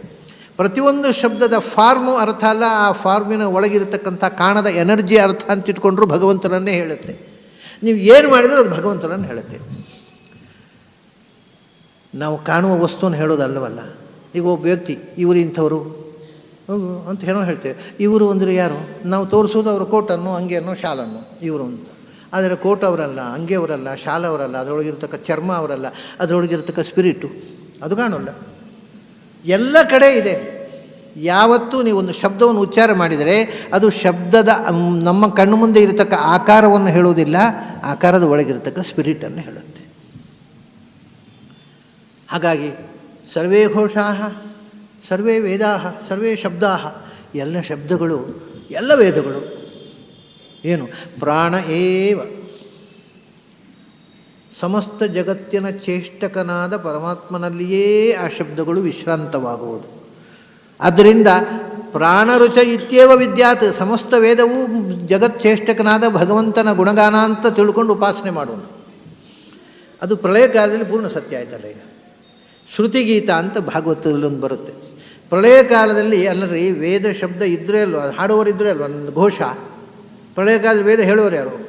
ಹೇಳೋರಿದ್ದಾರಪ್ಪ. ವೇದಾಭಿಮಾನಿನಿಯಾದ ಲಕ್ಷ್ಮಿ ವೇದವನ್ನು ಹಾಡ್ತಾ ಇರ್ತಾಳೆ, ಭಗವಂತ ಕೇಳ್ತಾ ಇರ್ತಾಳೆ. ಸೊ ಲಕ್ಷ್ಮಿ ಏನನ್ನು ಹಾಡ್ತಾಳೆ? ಬರೀ ಭಗವಂತನ ಬಗ್ಗೆ, ಏನು ಬೇರೆ ಸಂಗತಿಯೇ ಇಲ್ಲ ಅಲ್ಲಿ. ಆದ್ದರಿಂದ ಆ ಪ್ರಳಯ ಕಾಲದ ವೇದನಾದಕ್ಕೆ ಭಗವಂತ ಒಬ್ಬನೇ ವಿಷಯ. ಹಾಗಾಗಿ ಅವನು ಸರ್ವಶಬ್ದವಾಚ್ಯ. ಎಚ್ಚರದಲ್ಲಿ ಸೃಷ್ಟಿಯಲ್ಲೂ ಕೂಡ ಮುಖ್ಯ ಅರ್ಥ ಅವನೇ, ಆದರೆ ಅಮುಖ್ಯ ಅರ್ಥಗಳು ತುಂಬ ಇರ್ತವೆ. ಯಾರ್ಯಾರಿಗೋ ಏನೇನೋ ಹೆಸರಿಟ್ಟಿರ್ತೇವೆ ನಾವು ಪ್ರಪಂಚದ ವಸ್ತುಗಳಿಗೂ. ಅಲ್ರಿ ಎಲ್ಲ ಶಬ್ದ ದೇವರದ್ದು ಅಂತ ಹೇಗಾಗೋದು? ಈಗ ಸುಪ್ತಃ ಅಂತಿದೆ. ಯದಾ ಸುಪ್ತಃ ವೇದದ ಮಂತ್ರ ಇದು. ಯದಾ ಸುಪ್ತಃ ಪ್ರಬುದ್ಧ್ಯತೆ ಅಜಮನಿದ್ರಂ ಅಸ್ವಪ್ನಂ ಅದ್ವೈತಂ ಬುದ್ಧ್ಯತೆ ತದಾ ಸುಪ್ತಃ ಪ್ರಬುದ್ಧ್ಯತೆ. ಅಂದರೆ ಮಲಗಿದವನು ಎಚ್ಚರ ಆಗುವುದು. ಇಲ್ಲಿ ಸುಪ್ತಃ ಅಂತಂದರೆ ಅಜ್ಞಾನದಿಂದ ಮಲಗಿದವನು ಅಂತ ಅರ್ಥ ಅಲ್ವಾ? ಎಚ್ಚರ ಆಗುವುದಂದರೆ ಜ್ಞಾನ ಬರುವುದು. ಅಜ್ಞಾನದಿಂದ ಮಲಗಿದವರು ನಾವು, ನಮಗೆ ಎಚ್ಚರ ಆಗಬೇಕು. ಭಗವಂತ ಸುಪ್ತಃ ಮಲಗುವುದು ಹೇಗೆ? ಅಜ್ಞಾನದಿಂದ ಎಚ್ಚರ ಆಗುವುದು ಹೇಗೆ ಅವನಿಗೆ? ಹಾಗಾದರೆ ಎಲ್ಲೋ ವೇದವು ಭಗವಂತನನ್ನೇ ಹೇಳುತ್ತೆ ಅಂದರೆ ಹೇಳಲಿಕ್ಕೆ ಆಗೋಲ್ಲ. ಭಗವಂತನಲ್ಲಿ ಅಪ್ಲೈ ಮಾಡಲಿಕ್ಕೆ ಆಗದಂತಹ ಸಂಗತಿಗಳು ಉಂಟು. ಅಂಥದ್ದು ತುಂಬ. ಸುಪ್ತಃ ದುಃಖಿ ಅಂತ ಶಬ್ದ ಇದೆ ಅಂತ ಇಟ್ಟುಕೊಳ್ಳಿ. ದೇವರಿಗೆ ಹೇಗೆ ಅನ್ವಯ ಮಾಡ್ತೀರಾ? ದುಃಖವುಳ್ಳವನು ದೇವರು ದುಃಖಿಯೋ ಹೇಗೆ ಹೇಳ್ತೀರಿ? ಎಲ್ಲ ಶಬ್ದ ಭಗವಂತ ಹೇಳುತ್ತೆ ಅಂತಂದರೆ ಉತ್ತರ ಕೊಟ್ಟ ಆಗಿದೆ. ದುಃಖ ಪಡುವವನು ಒಳಗಿರ್ತಕ್ಕಂಥ ಎಸೆನ್ಸ್ ಯಾವುದು? ಭಗವಂತನೇ ಅಲ್ಲೋ. ಮಲಗಿದವನ ಒಳಗಿರತಕ್ಕಂಥ ಎನರ್ಜಿ ಯಾವುದು? ಭಗವಂತನೇ ಅಲ್ವಾ? ಅದರಿಂದ ಯಾಕೆ ಅವನು ಸುಪ್ತ ಅಲ್ಲ? ಯಾಕೆ ಅವನು ದುಃಖಿ ಅಲ್ಲ? ಅಲ್ರಿ, ದುಃಖಿನ ದುಃಖ ಉಳ್ಳವನು ಅಂತ ಅರ್ಥ ಅಲ್ವಾ? ನಿಮ್ಮ ಎಟಿಮಾಲಜಿ ಕೊಡೋಲ್ಲ, ಎಟಿಮಾಲಜಿಯೂ ಕೊಡುತ್ತೆ. ಯಾಕೆಂದರೆ ದುಃಖಿ ಅಂದರೆ ಏನು? ನಾವು ಹೇಳಿದಾನೆ ಹೀ ಹೂ ಹ್ಯಾಸ್ ದುಃಖ ಅಲ್ಲ, ದುಃಖಿನ ದುಃಖ ಉಳ್ಳವನು ಅಂತ ಅರ್ಥ ಅಲ್ವೇ ಅಲ್ಲ, ತಪ್ಪದು. ಇವಾಗ ದುಃಖಿ ಅನ್ನೋ ಹಾಗೆ ಇನ್ನೊಂದು ಶಬ್ದ ಧನಿ ಅಂತ. ಧನಿ ಅಂದರೆ ದುಡ್ಡು ಉಳ್ಳವನು ಅಲ್ಲ. He who has money is not ಧನಿ. ಯಾಕೆಂದರೆ ಅವನು ಮನೆ ಯಜಮಾನ ದುಡ್ಡು ಇರೋದು ಯಾವ್ದು? ಡ್ರೈವರ್ ಹತ್ರ. ಯಜಮಾನ ದುಡ್ಡು ಹಿಡ್ಕೊಳ್ಳೋದೇ ಇಲ್ಲ, ದುಡ್ಡು ಕೊಡೋವರಿಗೆ ಅಂತಾನೆ. ಅವನ ಕಿಸೆಯಲ್ಲಿ ಯಜಮಾನ ದುಡ್ಡೆಲ್ಲ ಡ್ರೈವರ್ದು. ಹಾಗಾದರೆ ಧನ ಉಳ್ಳವನು ಅಂದರೆ ಡ್ರೈವರ್ ಆಗಬೇಕು. ಡ್ರೈವರ್ ಅಲ್ಲ, ಯಜಮಾನರೇ ಧನಿ. ಮತ್ತು ಆಗ ನೀವು ಹೇಳಿದ ಧನಿ ಅಂದರೆ ಹೀ ಹೂ ಹ್ಯಾಸ್ ಮನಿ ಅಂದರೆ driver has money, not the owner. ಹಾಗಾದರೆ ಧನಿ ಯಾರಾಯಿತು? ಓನರ್ ಅಲ್ಲ, ಡ್ರೈವರ್ ಆಯಿತು. ಅಲ್ಲಪ್ಪ, ಅವನ ಹತ್ರ ದುಡ್ಡು ಇರಬಹುದು. He who has money is not ಧನಿ. ಮತ್ತು ಹೀ ಹೂ ಪೊಸೆಸಸ್ ಮನಿ ಈಸ್ ಧನಿ. ಅದರ ಒಡೆತನ ಇವನದ್ದು. ಓಹೋ, ಹಾಗಾದರೆ ಧನಿ ಅಂದರೆ ದುಡ್ಡು ಇರುವವನಲ್ಲ, ದುಡ್ಡಿನ ಒಡೆಯ. ಆದರೆ ದುಃಖಿ ಅಂದ್ರೆ ಹಾಗೆ, ದುಃಖ ಇರುವವನಲ್ಲ, ದುಃಖದ ಒಡೆಯ. ಅವನೇ ಅಲ್ವ ಒಡೆಯ ನಮ್ಮ ದುಃಖಗಳಿಗೆ. ಹಾಗಾದರೆ ಯಾವ ಶಬ್ದವು ಭಗವಂತನ ಹೇಳೋದಿಲ್ಲ ಹೇಳ್ರಿ? ಈ ರೀತಿ ಜಗತ್ತಿನ ಸಮಸ್ತ ಶಬ್ದಗಳು ಛಂದಾಂಸಿ ಯಸ್ಯ ಪರ್ಣಾನಿ, ಎಲೆಗಳು ಪ್ರಳಯಕಾಲದಲ್ಲಿಯೂ ಎಲೆಗಳು, ಅದನ್ನೇ ಆಲದ ಎಲೆ ಅಂತ ಹೇಳಿದರು. ಯಾಕೆಂದರೆ ಅಶ್ವತ್ಥ ಮುಂದೆ ಆಲ ಆಗತ್ತೆ. ಅಶ್ವತ್ಥ ಆಲ ಆಗಿ ಆಲದ ಎಲೆಯಾಗಿ ವೇದಗಳಾಗ್ತವೆ. ಅದರಲ್ಲಿ ಭಗವಂತ ಮಲಗಿಬಿಡ್ತಾನೆ, ಅಂದರೆ ವಾಚ್ಯನಾಗಿ ವಿಹರಿಸ್ತಾನೆ. ಛಂದಾಂಸಿ ಯಸ್ಯ ಪರ್ಣಾನಿ. ನೋಡಿ ಹೇಳಿದ ಭಗವಂತ ಮೂಲ, ಅದರಿಂದ ಬೇರು ಗುಣತ್ರಯ, ಅದರ ಮೂಲದಲ್ಲಿ ಭೂಮಿ, ಆಮೇಲೆ ಜಡ ಪ್ರಕೃತಿ, ಚೇತನ ಪ್ರಕೃತಿ, ಗುಣತ್ರಯ, ಅದರಿಂದ ಸಮಸ್ತ ಜೀವಜಾತಗಳು, ಟೊಂಗೆ ಟಿಸುರುಗಳು, ಕೆಳಕ್ಕೆ ದೇವತೆಗಳು, ಮನುಷ್ಯರು, ರಾಕ್ಷಸರು, ದೈತ್ಯರು, ಪಿಶಾಚಿಗಳು, ಯಕ್ಷರು, ರಾಕ್ಷಸರು, ಪ್ರಾಣಿಗಳು, ಪಕ್ಷಿಗಳು ಎಲ್ಲ ಕೆಳಗೆ ತನಕ ಬಂದವು. ಇದು ಎಲ್ಲ ಕಡೆ ತುಂಬಿಕೊಂಡಿರತಕ್ಕಂಥ ಎಲೆ ಅಂದರೆ ವೇದಗಳು. ಆಯಿತು, ನಮಗೆ ನಾಮರೂಪಾತ್ಮಕ ಪ್ರಪಂಚದ ಒಂದು ಚಿತ್ರ ಕೊಟ್ಟ. ಪ್ರಪಂಚದ ಮೂಲದಲ್ಲಿರುವ ಭಗವಂತ ಮತ್ತು ನಾಮರೂಪಾತ್ಮಕವಾದ ಪ್ರಪಂಚ, ಇಷ್ಟು ವಿವರಗಳನ್ನು ಕೊಟ್ಟ ಮೇಲೆ ಕೃಷ್ಣ ಹೇಳ್ತಾನೆ, ಇಷ್ಟು ತಿಳ್ಕೊಂಡ್ರೆ ಎಲ್ಲ ತಿಳ್ಕೊಂಡ ಹಾಗಾಯಿತು, ಇನ್ನೇನು ತಿಳ್ಕೊಳ್ಳಿಕ್ಕೆ ಬಾಕಿ ಇಲ್ಲ. ಮನುಷ್ಯ ತಿಳ್ಕೊಳ್ಳಬೇಕಾದ ವಿಷಯ ಇಷ್ಟೇ, ಮಟೀರಿಯಲ್ ವರ್ಲ್ಡು ಮತ್ತು ಅದರ ಹಿಂದೆ ಇರತಕ್ಕಂಥ ಕಾರಣ. ಆಮೇಲೆ ಇನ್ನೇನಿದೆ ತಿಳ್ಕೊಳ್ಳಿಕ್ಕೆ? ಯಸ್ತಂ ವೇದ ಸ ವೇದವಿತ್. ಯಾರು ಇದನ್ನು ತಿಳ್ಕೊಂಡಿದ್ದಾನೋ ಅವನು ವೇದವನ್ನು ಬಲ್ಲವನು ಅಂತ ಒಂದರ್ಥ. ಯದ್ಯದ್ ವೇದನೀಯಂ ಸ ಸರ್ವೋಪಿ ವೇದ. ತಿಳ್ಕೊಳ್ಳಬೇಕಾದ್ದನ್ನು ಪೂರ್ತಿ ತಿಳ್ಕೊಂಡವ. ಆದ್ದರಿಂದ ಸಮಸ್ತ ವೇದಗಳ ಸಾರವನ್ನು ತಿಳ್ಕೊಂಡ ಹಾಗಾಯ್ತು. ಇಷ್ಟು ತಿಳ್ಕೊಂಡ್ರೆ ಜಗತ್ತಿನ ಮೂಲಶಕ್ತಿ, ಅದರಿಂದ ಆವಿರ್ಭಾವವಾಗಿರ್ತಕ್ಕ ನಾಮರೂಪಾತ್ಮಕ ಪ್ರಪಂಚ, ಇನ್ನೇನು ತಿಳ್ಕೊಳ್ಳಿಕ್ಕೆ ಇಲ್ಲ. ಇಷ್ಟು ಯಾರು ತಿಳ್ಕೊಂಡ, ಇದನ್ನೇ ನೋಡಿ, ಇದಕ್ಕೆ ಇಡೀ ಸಮಸ್ತ ವೇದಗಳ ಸಾರ, ಆ ಮಹಾಭಾರತದ ಸಾರ ಮತ್ತು ಭಗವದ್ಗೀತೆಯ ಸಾರ ಎಲ್ಲವೂ ಈ 15ನೇ ಅಧ್ಯಾಯ. ಕೃಷ್ಣನೇ ಹೇಳಿಬಿಟ್ಟ, ಸಮಸ್ತ ವೇದಗಳ ಸಾರ ಇಲ್ಲಿ ಕೊಟ್ಟೆ ನಾನು. ಯಸ್ತಂ ವೇದ ಸ ವೇದವಿತ್ ಅಧಶ್ಚ ಊರ್ಧ್ವಂಚ ಪ್ರಸೃತಾಸ್ತಸ್ಯ ಶಾಖಾ. ಶಾಖೆ ಅಂತಂದರೆ ವಸ್ತುತಃ ಟೊಂಗೆಗಳು ಅಂದರೆ ಜೀವಜಾತಗಳು, ಮತ್ತು ಅಷ್ಟೇ ಅಲ್ಲ ಪಂಚಭೂತಗಳು. ಪಂಚಭೂತಗಳೇ ಟೊಂಗೆ ಟಿಸುರುಗಳಾಗಿ ಇಳಿದು ಬಂದವಲ್ಲ. ಪಂಚಭೂತಗಳು ಇದರ ಮೂಲ ಎಲ್ಲಿದೆ? ಈ ಮರ ಇಟ್ಕೊಳ್ಳಿ, ನಾನು ಹೇಳಿದೆ ನಿನ್ನೆ, ಕರಣಿ ಮುಂದೆ ನಿಂತು ನೋಡ್ರಿ. ಊರ್ಧ್ವ ಮೂಲಂ, ಸಹಸ್ರಾರದಲ್ಲಿ ಭಗವಂತ ಕೂತಿದ್ದಾನೆ. ಮತ್ತು ಈ ಇಡೀ ಮಿದುಳು ಅನ್ನುವುದು ಇಡೀ ದೇಹದ ಬೇರೋದು ಇಲ್ಲಿದೆ, ಅದು ಮೇಲೆ. ಕೆಳಗಿಂದ ಕೈ ಕಾಲು ಟೊಂಗೆ ಟಿಸುರುಗಳು ಕೆಳಕ್ಕೆ ಹೋಯಿತು. ಆಮೇಲೆ ಇದರಲ್ಲಿ ಟೊಂಗೆ ಟಿಸುರುಗಳಾಗಿ ಕೆಳಕ್ಕೆ ಹೋದದ್ದು ಯಾವುದು? ಪಂಚಭೂತಗಳೇ, ಮಣ್ಣು ನೀರು ಬೆಂಕಿ, ಅಷ್ಟೇ ತಾನೇ ಇಡೀ ದೇಹದಲ್ಲಿರೋದು. ಆದರೆ ಈ ಪಂಚಭೂತಗಳು ಅಂತಕ್ಕ ಟೊಂಗೆ ಟಿಸುರುಗಳಿದ್ದಾವಲ್ಲ, ಅದು ಅಧಶ್ಚ ಊರ್ಧ್ವಂಚ, ಇಲ್ಲಿಂದ ಇಲ್ಲಿ ತನಕ ಇರೋದು ಅದೇ ಮಣ್ಣು ನೀರು ಬೆಂಕಿ, ಮಣ್ಣು ನೀರು ಬೆಂಕಿ. ಇದೇ ಮೇಲಿನಿಂದ ಕೆಳಗಿನ ತನಕ ವ್ಯಾಪಿಸಿಕೊಂಡಿದೆ, ಬುಡದಿಂದ ಮೇಲಿನ ತನಕ ಅದರ ಗೆಲ್ಲುಗಳು, ಶಾಖೆಗಳು, ಬ್ರಾಂಚಸ್. ಅದೇ ರೀತಿ ಪಂಚಭೂತಗಳು ಮೇಲಿನಿಂದ ಸೂಕ್ಷ್ಮ, ನೀವು ಅತ್ಯಂತ ಮೇಲಕ್ಕೆ ಹೋದರೆ ಅತ್ಯಂತ ಸೂಕ್ಷ್ಮ ಸ್ಥಿತಿ ಅಂದರೆ ನಮ್ಮ ಸೂಕ್ಷ್ಮ ಶರೀರ, ಲಿಂಗ ಶರೀರ. ಲಿಂಗ ಶರೀರದಲ್ಲಿಯೂ ಮೂಲತಃ ಪಂಚಭೂತಗಳೇ ಇರೋದು. ಅಲ್ಲಿಂದ ಸ್ಥೂಲ ಶರೀರ, ಇಲ್ಲಿ ಇರೋದೇ ಮಣ್ಣು ನೀರು ಬೆಂಕಿ. ಆದ್ದರಿಂದ ಸೂಕ್ಷ್ಮ ರೂಪದಿಂದ ಕಾರ್ಯೇಷು ಕಾರಣಂ ವ್ಯಾಪ್ತಂ, ಕಾರ್ಯದಲ್ಲಿ ಕಾರಣ ಇದೆ, ಕಾರಣದಲ್ಲಿ ಕಾರ್ಯ ಇದೆ ಅಂತ. ಸೂಕ್ಷ್ಮದಲ್ಲಿ ಈಗ ಮಣ್ಣಿನಲ್ಲಿ ಮಡಕೆ ಇಲ್ಲ, ಆದರೆ ಮಡಕೆಯಾಗುವ ಶಕ್ತಿ ಅದರಲ್ಲಿದೆ. ಶಕ್ತಿ ಇದ್ದದ್ರಿಂದ ಮಡಕೆ ಆಯಿತು, ಇಲ್ಲದಿದ್ದರೆ ಅಂದರೆ ವ್ಯಕ್ತಿ ರೂಪದಿಂದ ಮಡಕೆ ಇಲ್ಲ, ಮಣ್ಣಿನಲ್ಲಿ ಶಕ್ತಿ ರೂಪದಿಂದ ಮಡಕೆ ಇದೆ. ಮಡಕೆಯಲ್ಲಿ ಶಕ್ತಿ ರೂಪದಿಂದ ಅಲ್ಲ, ವ್ಯಕ್ತಿ ರೂಪದಿಂದ ಮಡಕೆ ಇದೆ ಅಷ್ಟೇ ಅಲ್ಲ, ವ್ಯಕ್ತಿ ರೂಪದಿಂದ ಮಣ್ಣು ಇದೆ. ಸೊ ಮಣ್ಣು ಆ ಮಣ್ಣು ಮಡಕೆಯಲ್ಲಿದೆ, ಮಡಕೆ ಶಕ್ತಿ ರೂಪದಾಗಿ ಮಣ್ಣಿನಲ್ಲಿದೆ. ಹೀಗೆ ಕಾರ್ಯದಲ್ಲಿ ಕಾರಣ, ಕಾರಣದಲ್ಲಿ ಕಾರ್ಯ ವ್ಯಾಪಿಸಿಕೊಂಡು ಜಗತ್ತಿನಲ್ಲಿ ಕೆಲಸ ನಡೀತಾ ಇದೆ. ಅದಕ್ಕೆ ಈ ಪಂಚಭೂತಗಳು ಮೂಲದಲ್ಲಿ ಹೋದರೂ ಇವೆ, ಅಲ್ಲಿಂದ ಸ್ಥೂಲಕ್ಕೆ ಬಂದರೆ ಅಲ್ಲಿಯೂ ಇವೆ. ಅಧಸ್ಥ್ಯ ಊರ್ಧ್ವ, ಮೇಲಿನಿಂದ ಕೆಳಗಿನ ತನಕ ಪಂಚಭೂತಗಳದ್ದೇ ಕಾರಬಾರು. ಪಂಚಭೂತಾತ್ಮಕ ಅಥವಾ ತ್ರಿವೃತ್ತ, ಮಣ್ಣು ನೀರು ಬೆಂಕಿ. ಅವು ಬೆಳೆದದ್ದು ಬೇರಿನಿಂದ ತಾನೇ ಮರ ಬೆಳೆಯೋದು. ಅದಕ್ಕೆ ಮೂಲ ಬೇರು ಯಾವುದು? ಗುಣಪ್ರವೃದ್ಧಾಹ. ನಿನ್ನೆ ಹೇಳಿದ್ದೆ ನಾನು, ಸತ್ವ ರಜಸ್ಸು ತಮಸ್ಸು 3 ಬೇರುಗಳು. ಈ ಬೇರಿನಿಂದ ಅದು ಗಟ್ಟಿಯಾಗಿ ಊರಿ ನಿಂತಿತು, ಏನು ಮಾಡಿದರೂ ಹೋಗೋಲ್ಲ. ದೊಡ್ಡ ಕಷ್ಟ ಅದೇ. ಈ ಬೇರು ಕಿತ್ತು ಹಾಕ್ಲಿಕ್ಕೆ ಬರೋಲ್ಲ. ಅದು ಗಟ್ಟಿಯ ಸತ್ವರಜ ಸ್ತಮೋ ಗುಣಗಳ ಬೇರು ಎಷ್ಟು ಆಳಕ್ಕೆ ಬೇರೂರಿದೆ ಅಂದರೆ ಅದನ್ನು ಕಿತ್ತಾಕ್ಲಿಕ್ಕೆ ಆಗೋಲ್ಲ. ಮರ ಅಷ್ಟು ಗಟ್ಟಿಯಾಗಿ ನಿಂತುಬಿಡುತ್ತೆ. ಯಾವ ಬಿರುಗಾಳಿಗೂ ಉರುಳದಂಥ ಮರ ಆಗಿಬಿಡುತ್ತೆ. ಅಧಶ್ಚ ಊರ್ಧ್ವಂಚ ಪ್ರಸ್ತುತ ಸಸ್ಯ ಶಾಖಾ ಗುಣಪ್ರವೃದ್ಧಾ. ಆಮೇಲೆ ಎಲೆಗಳು ಅಂತ ಹೇಳಿದರು ಕೃಷ್ಣ. ಮತ್ತೆ ಹೇಳ್ತಾನೆ ಚಿಗುರೆಲೆ, ಚಿಗುರಿದ ಮೇಲೆ ತಾನೆ ಎಲೆ. ಚಿಗುರು ಯಾವುದು? ವಿಷಯ ಪ್ರವಾಳ. ಪ್ರವಾಳ ಅಂದರೆ ಚಿಗುರೆಲೆ. ಯಾವುದು ಚಿಗುರೆಲೆ ಅಂದರೆ? ಈಗ ಪಂಚಭೂತಗಳು, ಟೊಂಗೆಗಳು. ಆ ಪಂಚಭೂತಗಳಲ್ಲಿ ಇರತಕ್ಕಂಥದ್ದು ಮಣ್ಣು, ನೀರು, ಬೆಂಕಿ, ಗಾಳಿ, ಆಕಾಶ. ಅದರಲ್ಲಿರುವಂಥ ಗುಣಗಳು, ವಿಷಯಗಳು, ಶಬ್ದ, ಸ್ಪರ್ಶ, ರೂಪ, ರಸ, ಗಂಧ, ಅದೇ ಚಿಗುರೆಲೆ. ಯಾಕೆಂದರೆ ಚಿಗುರೆಲೆಯು ರೋಚಕ, ಇವು ರೋಚಕ. ಶಬ್ದ, ಸ್ಪರ್ಶ, ರೂಪ, ರಸ, ಗಂಧ ಇವೇ ಪ್ರಪಂಚದಲ್ಲಿ ನಮ್ಮನ್ನು ಮರಳು ಮಾಡುವಂಥ ವಸ್ತು. ಅದು ನೋಡಿ ಖುಷಿ ಪಡ್ತೇವೆ. ಶಬ್ದ ಓಡಿ ಯಾವುದೋ ಶಬ್ದಕ್ಕೆ ಮರಳಾಗ್ತೇವೆ, ಯಾವುದೋ ಸ್ಪರ್ಶಕ್ಕೆ ಮರಳಾಗ್ತೇವೆ, ಯಾವುದೋ ರೂಪಕ್ಕೆ ಮೋಹಗೊಳ್ತೇವೆ, ಯಾವುದೋ ರಸಕ್ಕೆ ನಾಲಿಗೆಯಲ್ಲಿ ನೀರೂರಿಸ್ತೇವೆ, ಸ್ಪರ್ಶಕ್ಕೆ ಮೈ ಮರೆಯುತ್ತೇವೆ. ಅದು ಒಂದರ ನಂತರ ಒಂದು ಸೆಳೆತ. ನಾನು ಯಾವಾಗಲೂ ಹೇಳ್ತೇನೆ, ಮೊದಲು ಕಿವಿಗೆ ಒಂದು ಸುದ್ದಿ ಬಿತ್ತು. ಆ ಸುದ್ದಿ ಬಿದ್ದ ಮೇಲೆ ಅಲ್ಲಿಗೆ ನಿಲ್ಲೋದಿಲ್ಲ, ಅದು ಆಸೆ. ಕಿವಿಗೆ ಬಿತ್ತಲ್ವ, ಕಿವಿಗೆ ಬಿದ್ದದ್ದು ಕಣ್ಣಿಗೆ ಬೀಳಬೇಕು. ನಾನು ನೋಡಬೇಕು, ನೀನು ನೋಡಿ ಚೆನ್ನಾಗಿದೆ ಅಂತ ನನಗೊಂದು ರಿಪೋರ್ಟ್ ಮಾಡಿದ್ರೆ ಸಾಕ, ನಾನು ನೋಡಬೇಕು ಅಂತ. ಕಿವಿಯಲ್ಲಿ ಕೇಳಿದ್ದು ಕಣ್ಣಲ್ಲಿ ನೋಡುವ ಬಯಕೆಯನ್ನು ಮೂಡಿಸುತ್ತೆ. ಹೀಗೆ ಸೆಳೆತಗಳು ಒಂದರಿಂದ ಒಂದು.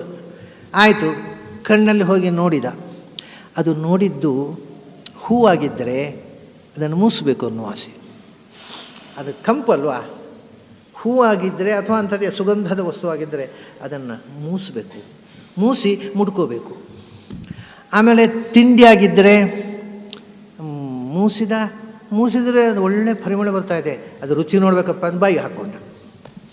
ಅದು ಹೆಣ್ಣಾಗಿದ್ದರೆ ಅಪ್ಕೋಬೇಕು, ದೂರದಲ್ಲಿ ನೋಡಿದರೆ ಏನು ಬೇಗ ಮುಟ್ಟಬೇಕು ಅನ್ನೋ ಬಯಕೆ. ಹಾಗೆ ಒಂದು ಮೂಗಿನ ಬಯಕೆ, ಒಂದು ಬಾಯಿಯ ಬಯಕೆ, ಒಂದು ಮೈಯ ಬಯಕೆ, ಸ್ಪರ್ಶದ ಬಯಕೆ. ಮುಟ್ಟಬೇಕು, ಮುಟ್ಟಿದಾಗ ಹೆಚ್ಚು ಹತ್ತಿರವಾಗಿ ಮುಟ್ಟಬೇಕು, ಗಟ್ಟಿಯಾಗಿ ಅಪ್ಕೋಬೇಕು. ಯಾಕೆಂದರೆ ಮುಟ್ಟುವುದರಲ್ಲಿ ಗಾಢತೆ. ಇದು ಒಂದರಿಂದ ಒಂದು ಸೆಳೆತಗಳು ಮನುಷ್ಯನನ್ನು ಕಾಡುವ ಆಕರ್ಷಣೆಗಳು. ಹಾಗಾಗಿ ಹೇಗೆ ಶಬ್ದಸ್ಪರ್ಶ ರೂಪರಸ ಗಂಧಗಳು ಆಕರ್ಷಣೆಯೋ ಹಾಗೆಯೇ ಒಂದು ಗಿಡದ ಸೊಬಗು ಏನು ಗೊತ್ತಾ? ಅದರ ಚಿಗುರೆಲೆ. ಅದು ಚಿಗುರಿದಾಗ ನೋಡುವ ಚಂದವೇ ಚಂದ. ಮರಗಳು ಆ ಹೊಸ ಎಲೆ ಚಿಗುರಿದಾಗ, ಎಲ್ಲ ಎಲೆ ಉದುರಿ ಬಿದ್ದ ಮೇಲೆ ಹೊಸ ಎಲೆ ಚಿಗುರಿದಾಗ ಅದರ ಬಣ್ಣ ನೋಡಬೇಕು. ಒಂದು ಹಳದಿ, ಒಂದು ಕೆಂಪು, ಹಸಿರು, ಬಣ್ಣವಾಗಿ ವರ್ಣ ವೈವಿಧ್ಯದಿಂದ ಮರ ನಮ್ಮನ್ನು ಮರಳುಗೊಳಿಸುವಂಥದ್ದು ಆ ಚಿಗುರೆಲೆಗಳಿಂದ. ಅದರಿಂದ ಚಿಗುರೆಲೆಗಳೇ ಶಬ್ದಸ್ಪರ್ಶ. ಟೊಂಗೆಗಳು ಅಂದರೆ ಪಂಚಭೂತಗಳು, ಪಂಚಭೂತಗಳಲ್ಲಿರುವ ವಿಷಯಗಳೇ ಚಿಗುರೆಲೆಗಳು. ಅಧಶ್ಚ ಮೂಲಾನ್ಯನುಸಂತತಾನಿ. ಮತ್ತು ಇನ್ನೊಂದು ವಿಶೇಷ ಏನು ಗೊತ್ತುಂಟಾ? ಮರದ ಬೇರು ಬುಡದಲ್ಲಿರುವುದು, ಮೇಲೆ ಇರುವುದಿಲ್ಲ. ಇದು ಹಾಗಲ್ಲ, ಬುಡದಲ್ಲಿಯೂ ಬೇರು, ತಲೆಯಲ್ಲೂ ಬೇರು. ಇದೇನಪ್ಪ? ಅಧಶ್ಚ ಊರ್ಧ್ವಂ, ಮೇಲೂ ಬೇರು. ನಮ್ಮಲ್ಲಿ ಕೆಳಗೆ ಮಾತ್ರ ಇರೋದು, ಮೇಲಿನಿಂದ ಬೇರು. ಆ ಬೇರು ಕೆಳಗಿನ ತನಕ ಉಂಟು. ಈಗ ನಿಮಗೆ ಒಂದು ಹೊಸ ಸಂಗತಿ ಆಯಿತು. ಇದು ಅಶ್ವತ್ಥೈದದ ಆಲಾಗೋಯ್ತು. ಆಲದ ಮಾತ್ರ ಬೇರು ಮೇಲಿಂದ ಕೆಳಗೆ ತನಕ ಇಳಿಯೋ. ಎಲ್ಲ ಟೊಂಗೆಗಳಲ್ಲೂ ಬೇರು ಇಳಿದು ಆ ಬೇರು ನೆಲಕ್ಕಿಳಿದು ಆ ಬೇರು ಹತ್ತಿ ಇನ್ನೊಂದು ಮರ ಆಗಿದೆ. ದೊಡ್ಡ ಆಲದ ಮರ ನೋಡಿದರೆ ಗೊತ್ತಿದೆ. ಅದು ಮೇಲಿನಿಂದ ಕೆಳಗಿನ ತನಕ ಬೇರೆ ಬೇರು. ಎಲ್ಲಿ ಹೋದರೆ ಪ್ರತಿ ಟೊಂಗಿಯಲ್ಲೂ ಅಧಸ್ತ್ಯ ಮೇಲಿನಿಂದ ಕೆಳಗಿನವರೆಗೆ ಪ್ರತಿಯೊಂದು ಟೊಂಗಿಯಲ್ಲೂ ಬೇರು ಹುಟ್ಟಿಕೊಂಡಿತು ಅಂದರು. ಇಲ್ಲಿ ಮೂಲ ಅಂದರೆ ಯಾವುದು? ಊರ್ಧ್ವ ಮೂಲ ಭಗವಂತ. ಹೌದಲ್ಲ, ಅವನು ಮೇಲಿನಿಂದ ಕೆಳಗಿನ ತನಕ ಅವನು ತುಂಬದಿದ್ರೆ ಇದು ಇರೋದು ಹೇಗೆ? ಮೇಲೆಯೂ ಅವನೇ, ಕೆಳಗೂ ಅವನೇ, ಮೇಲಿಂದ ಕೆಳಗಿನ ತನಕೂ ಅವನೇ. ಅಧಶ್ಚ ಕೆಳಕ್ಕೂ ಇಳಿದು ಬಂದ ಅವತಾರ ರೂಪಗಳಿಂದ. ಅದರಿಂದ ಮೂಲಗಳು ಭಗವಂತ, ಅದರ ಮೂಲಗಳು ಅಂದರೆ ಅವತಾರ ರೂಪಗಳು, ಭಗವಂತನ ಅನಂತ ರೂಪಗಳು ಮೇಲಿನಿಂದ ಕೆಳಗಿನ ತನಕ. ಆ ಬೇರು ಅಷ್ಟು ಯಾಕೆ ಬಂತು ಅಂದರೆ ನಮ್ಮಲ್ಲಿ ಕರ್ಮಾನುಬಂಧೀನಿ, ನಮ್ಮ ಕರ್ಮಕ್ಕೆ ತಕ್ಕಂತೆ ಬೇರುಗಳು ಅಂದರು. ಹೌದಾ? ಕರ್ಮಾನುಬಂಧಿ, ಭಗವಂತನಿಗೂ ಕರ್ಮದ ಅನುಬಂಧ ಉಂಟಾ? ನಮ್ಮ ಕರ್ಮಕ್ಕೆ ಅನುಬಂಧಿಸಿ ಅವನ ಬೇರುಗಳು, ನಮ್ಮ ಕರ್ಮಕ್ಕೆ ತಕ್ಕಂತೆ ಅವನ ಕ್ರಿಯೆ ನಮ್ಮೊಳಗೂ ಬಂದು ಕೂತ. ಅದಲ್ಲ ಹೊರಗಿನಿಂದ ರಾಮನಾಗಿ ಕೃಷ್ಣನಾಗಿ ಕಾಣಿಸಿಕೊಂಡ. ಕಾಣುವ ಪುಣ್ಯ ನಮಗಿದ್ದಾಗ ಕಾಣಿಸಿಕೊಳ್ತಾನೆ, ಇಲ್ಲದ್ರೆ ಇದ್ರೂ ಕಾಣಿಸೋಲ್ಲ. ನಮ್ಮ ಕರ್ಮಕ್ಕೆ ತಕ್ಕಂತೆ ಭಗವಂತ ಮೇಲಿನಿಂದ ಕೆಳಕ್ಕೆ ಇಳಿದು ಬರ್ತಾನೆ. ಅದರಿಂದ ಮನುಷ್ಯ ಲೋಕೆ, ಮನುಷ್ಯರಲ್ಲಿಯೂ ಕೂಡ ಅವರವರ ಕರ್ಮಕ್ಕೆ ತಕ್ಕಂತೆ ಮೂಲನಾಗಿರತಕ್ಕ ಭಗವಂತ ಅವತರಿಸಿ ಇಳಿದು ಬರುತ್ತಾನೆ. ಅದು ಮೇಲಿಂದ ಕೆಳಗಿನ ತನಕ ಬೇರು, ಮೇಲಿಂದ ಕೆಳಗಿನ ತನಕ ಟೊಂಗೆಗಳು, ಯಾವುದೂ ಒಂದೇ ಕಡೆ ಅಂತಿಲ್ಲ. ಆದರೆ ಮೂಲತಃ ಬೇರು ಮೇಲೆ ಇದೆ. ಅಂಥ ಒಂದು ಅದ್ಭುತವಾದ ವೃಕ್ಷವನ್ನು, ಅದು ಮರ, ವೃಕ್ಷ, ಅದು ಮರ ಅಂತಂದರೆ ಮರ ಅಂದರೂ ಸರಿಯೇ, ಯಾಕೆಂದರೆ ಮರಣ ಹೊಂದುವಂಥದ್ದಲ್ವ, ಅದನ್ನು ಮರ ಅನ್ನೋದು ಕರೆಕ್ಟೇ. ವೃಕ್ಷ ಅಂತ ಅನ್ನೋ ಶಬ್ದ ಅದಕ್ಕೋಸ್ಕರವೇ. ಅಶ್ವತ್ಥ ಅನ್ನೋದರ ಅರ್ಥ ನೋಡಿದ್ದೇವೆ ನಾವು. ಇದನ್ನು ವೃಕ್ಷ ಅಂತಾರೆ. ಪ್ರಪಂಚ ಅನ್ನೋದೊಂದು ವೃಕ್ಷ ಅಂತ. ಯಾಕೆಂದರೆ ವೃಕ್ಷ ಅಂದರೆ ಏನು ಗೊತ್ತಾ? ವ್ರಶ್ಚುಚ್ಛೇದನೆ ಅಂತ. ಒಂದು ದಿವಸ ಇದನ್ನು ಕಡಿದು ಹಾಕಿ ನಾವು ಹೊರಟು ಹೋಗಬೇಕು. ಕಾಯಮ್ಮಾಗಿ ಇದು ಇರುವಂಥ ಮರ ಅಲ್ಲ. ಇದನ್ನು ಒಗೆದು ಬಿಡಬೇಕು, ಕಿತ್ತು ಬಿಸಾಡಬೇಕು. ಅದಕ್ಕೆ ಆಯುಧದಿಂದ ಈ ಮರವನ್ನು ಕಿತ್ತು ನಾವು ಮೇಲಕ್ಕೆ ಹೋಗಬೇಕು. ಅದಕ್ಕೋಸ್ಕರ ಯಾವುದು ನಮ್ಮ ಕೈಯಲ್ಲಿ ನಾಶಕ್ಕೆ ಒಳಗಾಗುವಂಥದ್ದೋ, ವ್ರಶ್ಚುಚ್ಛೇದನೆ, ಯಾವುದನ್ನು ಕಡಿದು ಬಿಸಾಡಬೇಕೋ, ಕಾಯಮ್ಮಾಗಿ ಇರುವ ಮರ ಅಲ್ಲ. ಆದರೂ ಅವ್ಯಯ, ಒಂದು ಕಡೆದರೆ ಮತ್ತೊಂದು ಬರುತ್ತೆ, ಅದು ಬೇರೆ ವಿಷಯ. ಅದು ಕೊನೆಯದಾಗಿ ಮತ್ತೆ ಬರದಂತೆ ಇದನ್ನು ಮೀರಿ ನಾವು ಮೇಲಕ್ಕೆ ಹೋಗಬೇಕು. ಆದ್ದರಿಂದ ಅದನ್ನು ವೃಕ್ಷ ಅಂತ ಕರೆದರು. ಹೀಗೆ ಇಡೀ ಪ್ರಪಂಚ, ಪಿಂಡಾಂಡ, ಬ್ರಹ್ಮಾಂಡ ಎರಡೂ ಕೂಡ ಒಂದು ಮರ. ನಾವು ಎಲ್ಲರೂ ಒಂದೊಂದು ಮರಗಳು. ನಮ್ಮ ದೇಹದಲ್ಲಿ ತಗೊಂಡ್ರೆ ಪಂಚಭೂತಗಳ ಶಾಖೆಗಳಿವೆ. ಮೇಲಿನಿಂದ ಕೆಳಗಿನ ತನಕ ಭಗವಂತ ತುಂಬಿದ್ದಾನೆ. ಯತ್ ಪ್ರಪದಾಭ್ಯಾಂ ಪ್ರಾಪದ್ಯತ ತತ್ ಪ್ರಪದೇ ಪ್ರಪದೇ ಇತ್ಯಾಚಕ್ಷತೆ ಏತಮೇವ ಸಂತಂ. ಕಾಲಲ್ಲಿಯೂ ಭಗವಂತ ಕೂತಿದ್ದಾನೆ. ಯಜ್ಞನಾಮಕ ಭಗವಂತ ನಮ್ಮ ಕಾಲಲ್ಲಿ ಕೂತು ನಮ್ಮನ್ನು ನಡೆಸ್ತಾನೆ ಅಂತಂದರು. ಸಹಸ್ರಾರದಲ್ಲೂ ಕೂತಿದ್ದಾನೆ. ಇಲ್ಲಿಂದ ಉದರದಲ್ಲಿದ್ದಾನೆ, ಹೃದಯದಲ್ಲಿದ್ದಾನೆ. ಎಲ್ಲಿ ಭಗವಂತ ಇಲ್ಲ? ಕಣ್ಣು ಇಂದ್ರಿಯಗಳಲ್ಲಿ ಇದ್ದಾನೆ. ಅದರಿಂದ ಅಧಶ್ಚ ಮೂಲಾನಿ ಅನುಸಂತತಾನ್, ಮೇಲಿನಿಂದ ಕೆಳಗಿನ ತನಕ ಭಗವಂತನ ರೂಪಗಳು ತುಂಬಿ ಈ ದೇಹವನ್ನು ನಡೆಸ್ತಾ ಇವೆ. ಹಾಗಾಗಿ ಪಿಂಡಾಂಡವೂ ಒಂದು ಮರ. ಈ ಮರಗಳ ದೊಡ್ಡ ಬ್ರಹ್ಮಾಂಡವೂ ಒಂದು ದೊಡ್ಡ ಮರ, ಶಾಖೋಪಶಾಖೆಗಳಿಂದ ಆಲದ ಮರ. ಒಂದರಿಂದ ಒಂದು ಸಾವಿರಾರು ಮರಗಳು ಸೇರಿ ಸಮಷ್ಟಿಯಾಗಿ ಒಂದು ದೊಡ್ಡ ಮರ. ಅಂಥ ಮರವನ್ನು ನೀನು ತಿಳ್ಕೊಂಡ್ರೆ ನೀನು ವೇದವನ್ನು ತಿಳ್ಕೊಂಡ ಹಾಗಾಯಿತು. ವೇದವನ್ನು ತಿಳ್ಕೊಂಡು ಏನಾಗುತ್ತೆ? ನೀನು ಅಮರ ಆಗ್ತೀಯ. ಇಷ್ಟುವರೆಗೆ ಮರ ಆಗಿದ್ದಿ, ವೇದ ತಿಳ್ಕೊಂಡ್ರೆ ಅಮರ ಆಗ್ತೀಯ. ಇದು ಮರ ಅಮರವಾಗುವ ಕಥೆ. ಅಂಥ ಒಂದು, ಅದು ಹೇಗೆ ಅಮರ ಆಗುವುದು ನಾವು? ಅದು ಮುಂದೆ ಹೇಳ್ತಾನೆ ಕೃಷ್ಣ. ಈಗ ನಮಗೆ ಮರದ ಚಿತ್ರಣ ಕೊಟ್ಟ, ಅದು ಯಾವುದು ಏನೇನು ಅಂತ ಹೇಳಿದ. ಅದರಲ್ಲಿ ನಾವು ಅದನ್ನು ಹೇಗೆ ಮೀರಿ ಹೋಗಬೇಕು, ಈ ಮರದ ಆಚೆಗೆ ಹೋಗಿ ನಾವು ಹೇಗೆ ಅಮರರಾಗಬೇಕು ಅನ್ನೋ ವಿವರಣೆ ಮುಂದೆ ಹೇಳ್ತಾನೆ. ಮೂಲಾನುಬಂಧೀನಿ ಕರ್ಮಾನುಬಂಧೀನಿ ಮನುಷ್ಯಲೋಕೆ ನರೂಪಮಸ್ಯೇಹ ತಥೋಪಲಭ್ಯತೆ ನಾಂತೋ ನಚಾದಿಹಿ ನಚ ಸಂಪ್ರತಿಷ್ಠಾ ಅಶ್ವತ್ಥಮೇನಂ ಸುವ್ರೂಢ ಮೂಲಂ ಅಸಂಗ ಶಸ್ತ್ರೇಣ ದೃಢೇನ ಛಿತ್ವಾ ತತಃ ಪದಂ ತತ್ ಪರಿಮಾರ್ಗಿತವ್ಯಂ ಯಸ್ಮಿನ್ ಗತಾಃ ನ ನಿವರ್ತಂತಿ ಭೂಯಃ. ಅದನ್ನು ಕಡಿದು ನೀನು ಮೇಲಕ್ಕೆ ಹೋಗಬೇಕು. ಅದು ಇರುವಷ್ಟು ಕಾಲ ಮೇಲೆ ಹೋಗಲಿ ಬಿಡೋಲ್ಲ ಅದು. ಈ ಮರ, ಅದನ್ನು ಕಡಿಯುವುದಕ್ಕೆ ಕೊಡಲಿ ಯಾವುದು? ಕಡಿದು ಮೇಲಕ್ಕೆ ಹೋಗೋದು ಅಂದರೆ ಏನು? ಮೇಲಕ್ಕೆ ಎಲ್ಲಿ ಹೋಗಬೇಕು? ಮೂಲಕ್ಕೆ ಹೋಗಬೇಕು. ಊರ್ಧ್ವ ಮೂಲಂ, ಅಲ್ಲಿ ಹೋಗಬೇಕು. ಅದರ ಪ್ರೋಸೆಸ್ಸನ್ನು ಮುಂದೆ ಹೇಳ್ತಾನೆ ಕೃಷ್ಣ. ಅದನ್ನು ನಾಳೆ ದಿವಸ ನಾವು ಸೇರಿದಾಗ ನೋಡೋಣ. ಯಾಕೆಂದರೆ ಒಂದು ಕೃಷ್ಣ ಗೀತೆ ಹೇಳಿದ್ದು ಏಕಾದಶಿ ದಿವಸ ಅಂತ ಪಂಚಾಂಗದವ್ರು ಹೇಳ್ತಾರೆ, ನನಗೆ ಗೊತ್ತಿಲ್ಲ. ಒಂದು ಪಂಚಾಂಗದಲ್ಲಿ ಗೀತಾ ಜಯಂತಿ ಅಂತ ಏಕಾದಶಿ ದಿವಸ. ಹಾಗಾಗಿ ಏಕಾದಶಿ ದಿವಸ ಗೀತೆಯ ಚಿಂತನೆ ಬಹಳ ವಿಶೇಷ. ಹಾಗಾಗಿ ನಮಗೆ ಈ ಬಾರಿ ನಾಳೆ ನಾಡಿದ್ದು 2 ದಿವಸ ಈ ಬಾರಿಯ ಗೀತಾ ಚಿಂತನ ಮುಂದುವರಿಯುತ್ತೆ. ಅದರ ನಂತರ ಮತ್ತೆ ಯಾವಾಗ ನೋಡಬೇಕು, ದೇವರು ಯಾವಾಗ ನುಡಿಸ್ತಾನೋ, ಯಾವಾಗ ಅವಕಾಶ ಕೊಡ್ತಾನೋ ಆವಾಗ. ಅಂತೂ 15ನೇ ಅಧ್ಯಾಯಕ್ಕೆ ಪ್ರವೇಶ ಮಾಡಿದ್ದೇವೆ. ಆ ಮರದಿಂದ ಮರವನ್ನು ಮೀರಿ ಅಮರರಾಗುವುದು ಹೇಗೆ ಅನ್ನುವ ಸಂಗತಿಯನ್ನು ನಾಳೆ ನಾಡಿದ್ದು ನೋಡೋಣ. ಅಲ್ಲಿ ತನಕ ನಿಮಗೆಲ್ಲ ಅಭಿನಂದನೆಗಳು.